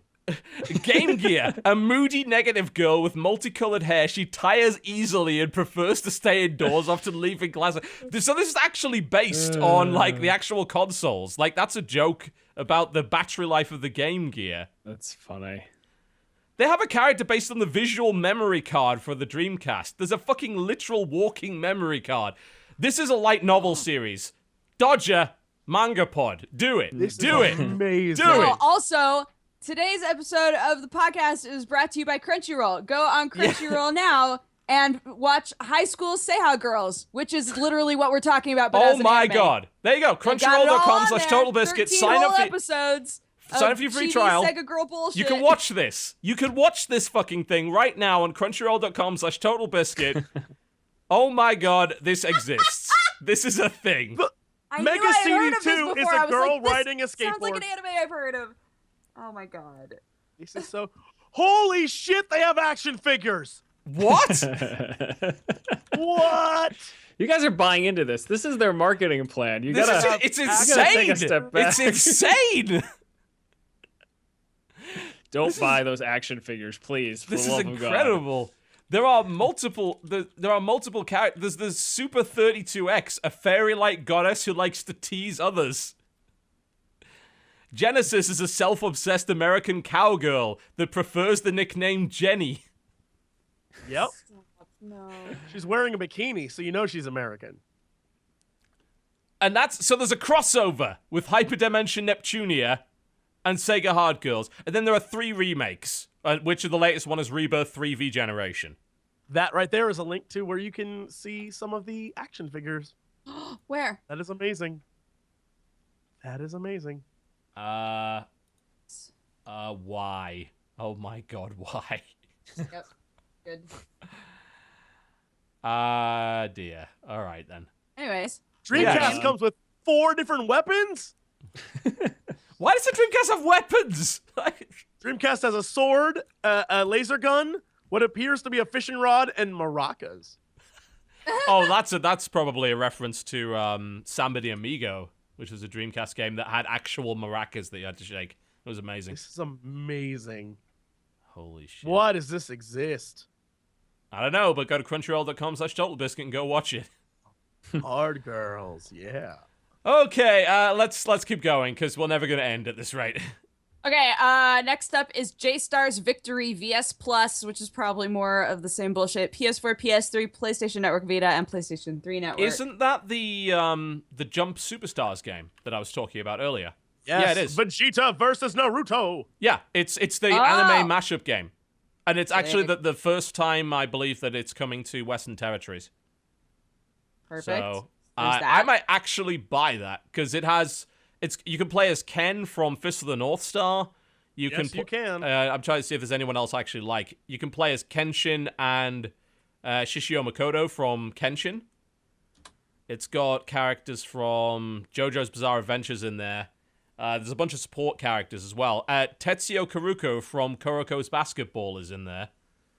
No. Yeah, seriously. I can play Kuroko in a fighting game? Stop, Apparently. I need it. Yeah. Oh, beautiful. Anyways, I might actually next get that. game is called Red Goddess Inner World for PlayStation 4. Red Goddess. That sounds. It's I don't know what probably that not the sounds porn like. game you were hoping for, Jesse. No. I don't believe it to be a porn game, but it's not exactly what I thought it was gonna be either. I think it's a platformer. It's a platformer, right? Yeah. Metroidvania. Okay. I'm sorry I'm so dismissive of platformers. I've played too many the last few years. No, it's fine. People are just tweeting me now being like, you don't understand. Neptunia is the best. You'll wonder where your life went. Suddenly you'll have no money. Oh, God. All right, next up is Whispering Willows for PlayStation 4. I like the concept of this game. I haven't played it yet, but I like the idea of it. What is it? Where you're like a ghost girl, and you can travel in between your body and move around the map and try to solve puzzles and fight baddies and shit. Mm-hmm. It's a cool concept. Next up is Samurai Chronicles 3 for PlayStation Network Vita. Is that the... Yeah, it is. I was going to say. It's the Samurai Warriors series, isn't it? Yeah, it's yet another one of those. Apparently, it's also not that great, but then again, most of them aren't. And Quiplash. Yes. That's the last game for today, which we already talked about. It is the new Jackbox game where you get to screw over your friends in some magical way with your phone. Yep. So enjoy that. We'll figure that out and probably play it quite soon, I'd imagine. Yeah. July 1st, we have Scarab Tales.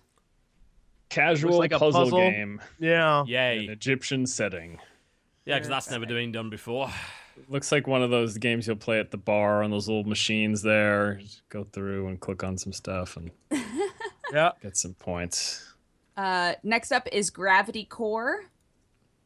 It's a shooter of sorts. I think it's actually it's like a shmup, but it's sort of in 3D.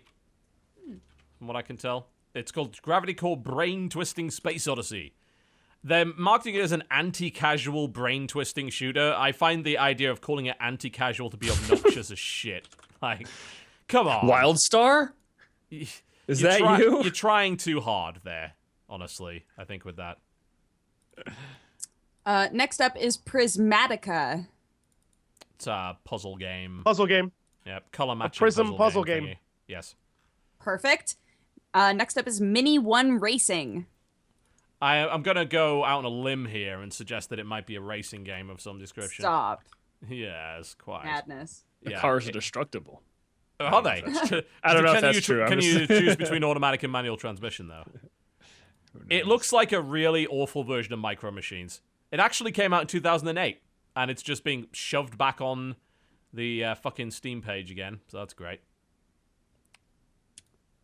Next up is Color Tone. Why do I know that game? I don't know. It sounds familiar to me, too. You don't have any abilities. The only thing you have is your brain. By using it, you can get out of the most difficult situations. It actually looks sort of Antichamber-esque. Yeah, it's a first-person puzzle platform where you got to figure your way out of rooms using stuff. Gotcha. Next up is Dungeon Rift. Dungeon Rift. 2D dungeon crawler game about a proud knight, Sir Bucket, and his journey through endless depths of dungeon. You're just like moving around and smacking enemies as they come towards you. It's basically what I'm seeing from this gameplay trailer. Okay, we've Top, got top down. lots of those. And last up on the first is Rise of Incarnates. Yes, it's a free-to-play third-person arena shooter thingy. I played a bit of it in beta. I didn't much care for it. It looks pretty. Yeah, it looks pretty, but apparently a lot of people are very much on the same bandwagon. It's less of a like shooter, and it's more like you kind of got the lock-on abilities and things like that. It's a bit of a strange one. A lot of people don't like it, though. It got a lot of bad reviews on Steam. It says here it's Seems 2v2. very- Yeah, Well, it's 2v2. So like mandatory team-based. Yes, yeah, it's a Oh, that's 2v2 weird. game. Moving on to July 2nd, we have Sacraterra Angelic Light. What? I'm sorry, what now? Sacraterra Angelic Light. What? You use your cunning to defeat the demons of the 7 deadly sins. It's a hidden object game. Okay, next. All right. Next up is Anna's Quest, which is another point and click. It's point and click. I actually played that. I really enjoyed it. Like, I haven't beat it, of course, but I played it at Lovely E3. aesthetic on that game. Yeah. Looks great. It's set in a fairy tale world, but it's an adult themed. Oh, it's a Daedalic game. That's why it looks good. Yeah. Daedalic are fucking masters of this genre by this point. It's very, very fun. The little bit I got to play. Yeah, it's set in like, where all the fairy tales are, but it's adult themed. So like crazy shit's happening. So Okay. I'll probably end up playing it. Fair enough. Interesting. Next up is How to Survive, third-person standalone. Yeah, so this is strange because How to Survive came out several years ago, and it was a really weird, well, not really a survival game at all. It was kind of like, you're trapped on an island and there are zombies, and there's this weird guy in a boiler suit that tells you how to make guns out of fucking junk that you find on the ground. This third-person standalone thing, this I do not understand at all. So it says it's a single-player version of How to Survive from the deeply immersive point of view of third person. Yes, that deeply immersive point of view. So it seems like they basically just remade the game and they made it into a third-person shooter instead of an isometric shooter. And then they're charging money for it. Not a lot, admittedly. I think, I'm probably getting a big discount on it because I already own How to Survive. Yeah, you get a 70% discount if you own the original. It's a weird one. That's a very strange thing. So wait, it was originally isometric, and Yes. it's I get the feeling from the way this is worded that it's the exact same game engine. It's the same game with the different plus camera. the DLC. Yeah. Wow, weird. That sounds like a patch, but okay. Well, I mean, I guess changing right. the point of view would be a pretty big patch, but anyways. that is a fairly big deal, I suppose. But yeah, Yeah. it's just weird. You don't often know. see games do that, so I think it's just a bit of a surprise. Next up is Divide by Sheep. I don't know anything about this game except that everyone who has played it has been like, I fucking love that game. I don't know jack about this game. I guess it's a puzzle game? I believe it is, yeah. I think I got some PR stuff about this that was like really pushing it. Yeah, it's a math puzzler. Which means I would not want to play it at all. It looks kind of cute. It sounds fun, maybe. If you're into puzzle games, yeah. Next up is another game with a weird name, Restricted RPS. Restricted It is rock, a rock, shotgun. paper, scissors game. It's a rock, paper, scissors game. That's what I was wondering. I was like, is this literally the going to be a RPS. rock, paper, scissors game? And I'm glad to hear that that's literally what it is. Perfect. Moving on. Next game is called Energy Balance. Okay. It's important that you make sure as you go throughout your daily life that you have proper energy. And that True. it is balanced. Of course. It's balanced, man. I saw literally nothing when I tried. It's a searching number for this. puzzler, is what it is. Okay. Perfect. Yep. Next.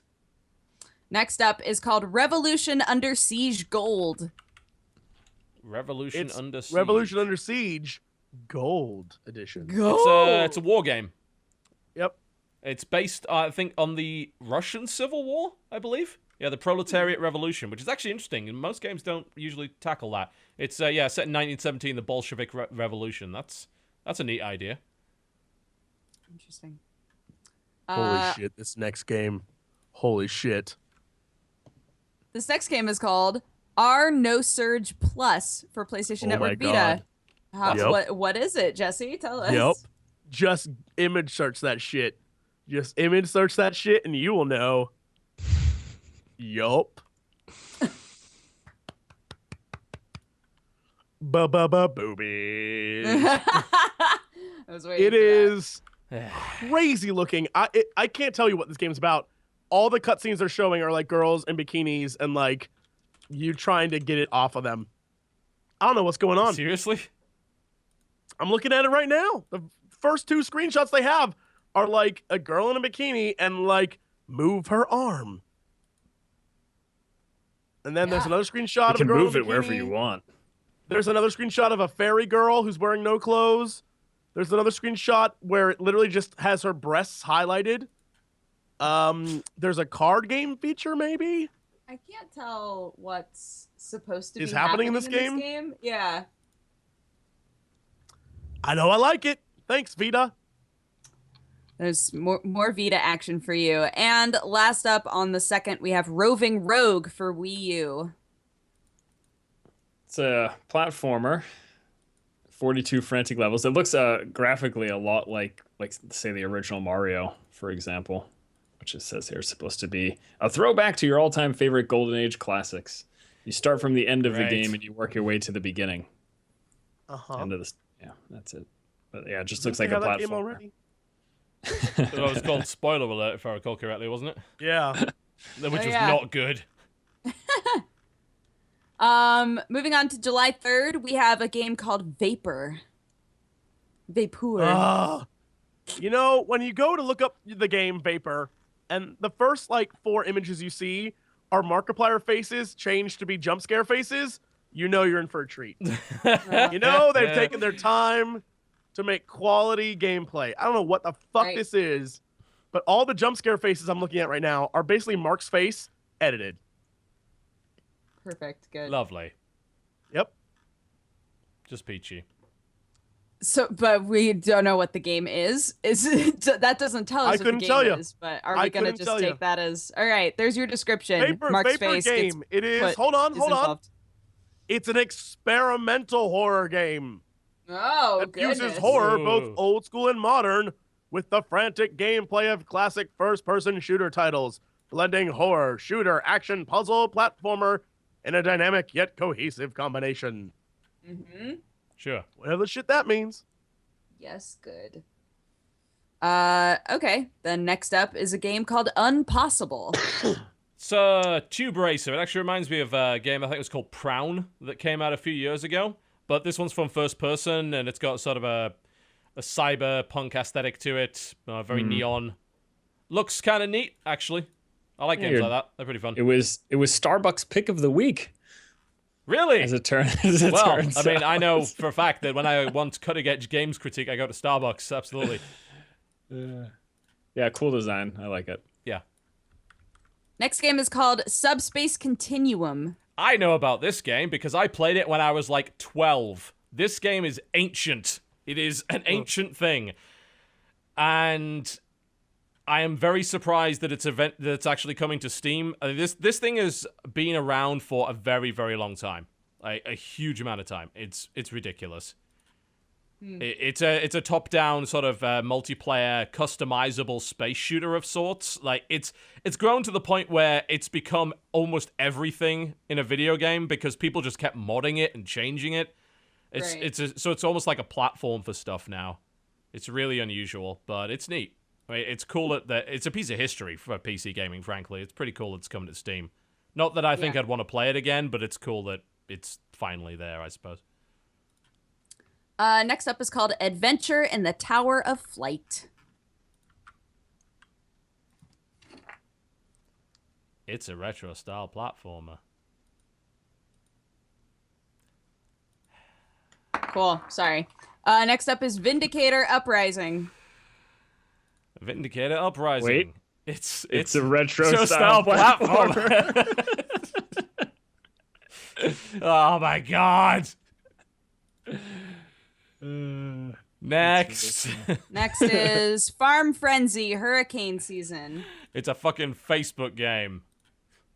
No, seriously, it is. Next. Cool, perfect. Next is Monster Truck Destruction. It's a monster truck game. Next. Next is Deadlands Noir, That Old Time Religion. It's a visual novel.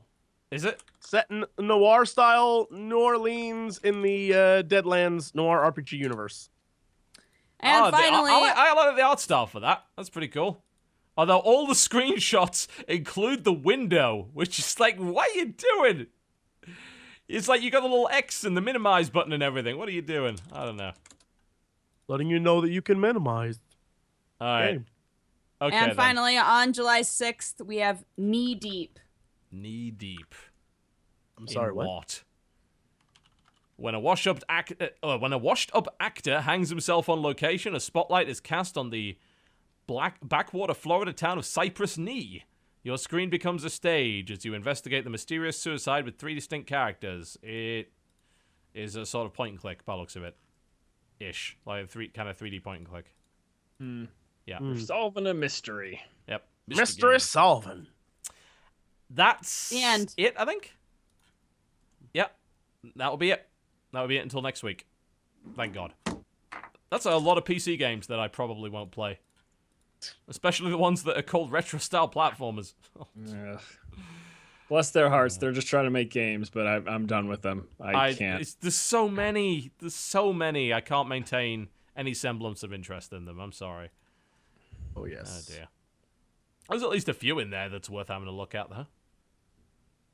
I'm going to go... I'd probably buy that anime fighting game, actually. As weird as it sounds. Yeah, I want that too. Yeah, just so I can play Kenshin and murder people. Or, in the case of Kenshin, not murder people. I need to buy a Vita. Those games are fucking hot. Vita is apparently a portable anime porn machine these days. It's ridiculous. Sign me up. Well, I'm gonna check out her story. If I took anything from this, I'm gonna check out her story. Dude, it's cool. You'll enjoy it. Yeah. It seems really interesting. It's not my sort of thing, but I admire that they've made it. I think it's something that I'd like to even just sit down with the missus because she likes all that murder mystery stuff. That's so you could sort not of an awful idea. You know, it's an idea. Cool. Well, I guess that wraps up the show today. Thank you very much for watching. We would love, absolutely adore it, if you headed over to our channels and watched our videos so we can have money. So, Dodger, what's coming up on your channel this week? What's going on? Hi. All right. So the biggest thing is that I am actually a guest at Anime Expo this year, and that is this weekend starting on Thursday. So I will be there for all of Anime Expo. I'll be on a digital influencers panel, which is basically just a few of us who all do different anime flavored stuff on YouTube or otherwise, just kind of talking about it and what we do and stuff like that. Octopimp has a panel on Thursday night at 7, I believe. And then there's also a Manga Pod panel on Saturday at 5. So if you're going to be at Anime Expo, I'd love it if you would come and check it out. And I will be making a video just kind of outlining everything as well that's going to be going on. This week we are continuing Fault Milestone 1, just doing more visual novel goodness. So if that's what you're into. And yeah, on all the social medias, I'm at DexBonus, DEXBONUS, and I stream on twitch.tv/dexteritybonus. Mwah. Cool. Force, what's going up on your channel this week? What's going on? More of my gaming news show, the Force feed. I do that 2 to 3 times a week. I just kind of talk about all the stuff that's going on. As always, Blizzard stuff because I am a huge fanboy. Hearthstone and Heroes of the Storm is what I'm playing right now. And for different games, I'm actually waiting for the next alpha to start for this MOBA called Supernova. I keep getting emails about that. Yeah. Have you played the last one? Like, did you get a chance to? Unfortunately, I didn't. They contacted me like the day that the last alpha was closing, but I think the next alpha is starting soon. So I don't know. It's another MOBA, but it looks interesting, so I'm going to give that a look. And then, as I mentioned, all of the usual. And you can reach me on Twitter at ForceSC2Strategy. And that's that. Cool. Jesse? Yo, kids, what's up? I'm back. So we actually have videos on the channel now, and we're doing Witcher to about 12 million episodes. If you want to see the last episode, a lot of Gwent, guys. A lot of fucking Gwent. If you like point and clicks, I love point and clicks, so I'm doing a bunch of those. And Fan Friday and Green Light and all that stuff is happening. And then if you want to see me stream things, twitch.tv/Shabuzi. Also, follow me on Twitter. You know it's me because I'm verified. Wink, JesseCox. Boo! You don't have even half my followers, you bastard. But my followers at least know they're following me, TB. Not some imposter. Yeah, you can't be sure when you're following me. Yeah, you can't know for sure. No one has any idea. Oh dear. Okay, you can find my channel, youtube.com/cynicalbrit. There'll probably be some WTF coming up this week. I'll most likely do a video of whatever the new Tavern Brawl is, which I think is coming out tomorrow. I tried to play the latest one, but it was the only deck that I played well, everyone then played. Because I think Brian Kibler popularized the deck, which was the Mage Flamewaker deck. So there was no point in playing it because it was all a bunch of mirror matches, so I didn't even bother. So there might be a new Tavern Brawl video. If not, I'll probably try and come up with some kind of gimmick. There'll be a content patch. There's a new content patch coming out tomorrow. I just recorded that earlier today. And there's a whole bunch of stuff that I'm looking at. I did just get code for a game, I think, called Into the Stars. I think that's the name of it. Which is like, it's an Unreal 4 inspired sort of FTL style game. Which included some of the, I think a couple of ex-BioWare developers responsible for that. I just got the code for that, so I'll have a look at that. Most likely, I've got a hell of a lot of stuff to have a look at, honestly. So hopefully I get a chance. I'll probably do Ronin over the next couple of days, so do expect that. And there will also be Clan Wars coming up. I believe there is one tomorrow. We're going to be seeing Acer play their first match, which is fantastic. So they're going to be going up against My Insanity. That will be at 5 p.m. Eastern, which will be 10 p.m. in the UK, 11 p.m. in Europe, and that's going to be on mlg.tv/shoutcraft, so you can check that out. Also, we will be doing Co-optional Lounge on Friday, I believe. That is the plan. And we're going to be playing Epic Spell Wars 2, the Rumble at some Castle Tentacle, I think. I don't know what it is. I don't know what it is. But it's the new expansion for Epic Spell Wars. It doubles the number of cards. It adds a bunch of new mechanics. We're going to be playing... Dodger won't be, because she's fucking off to some convention, so we're going to borrow Strippin' for it instead. So that's how it'll be more fun that way. She's such a tryhard. What a, Thank you very much for watching the Co-optional Podcast. Big thanks to our sponsor this week, which is crunchyroll.com/TotalBiscuit, not Co-optional, TotalBiscuit. So do go and check out that ridiculous series. What's the name of it again, Dodger, so people can go watch the anthropomorphized Sega consoles. Which one is it? It's called Sega Girls something. Wait, shit. Yep. High school Seiha Girls.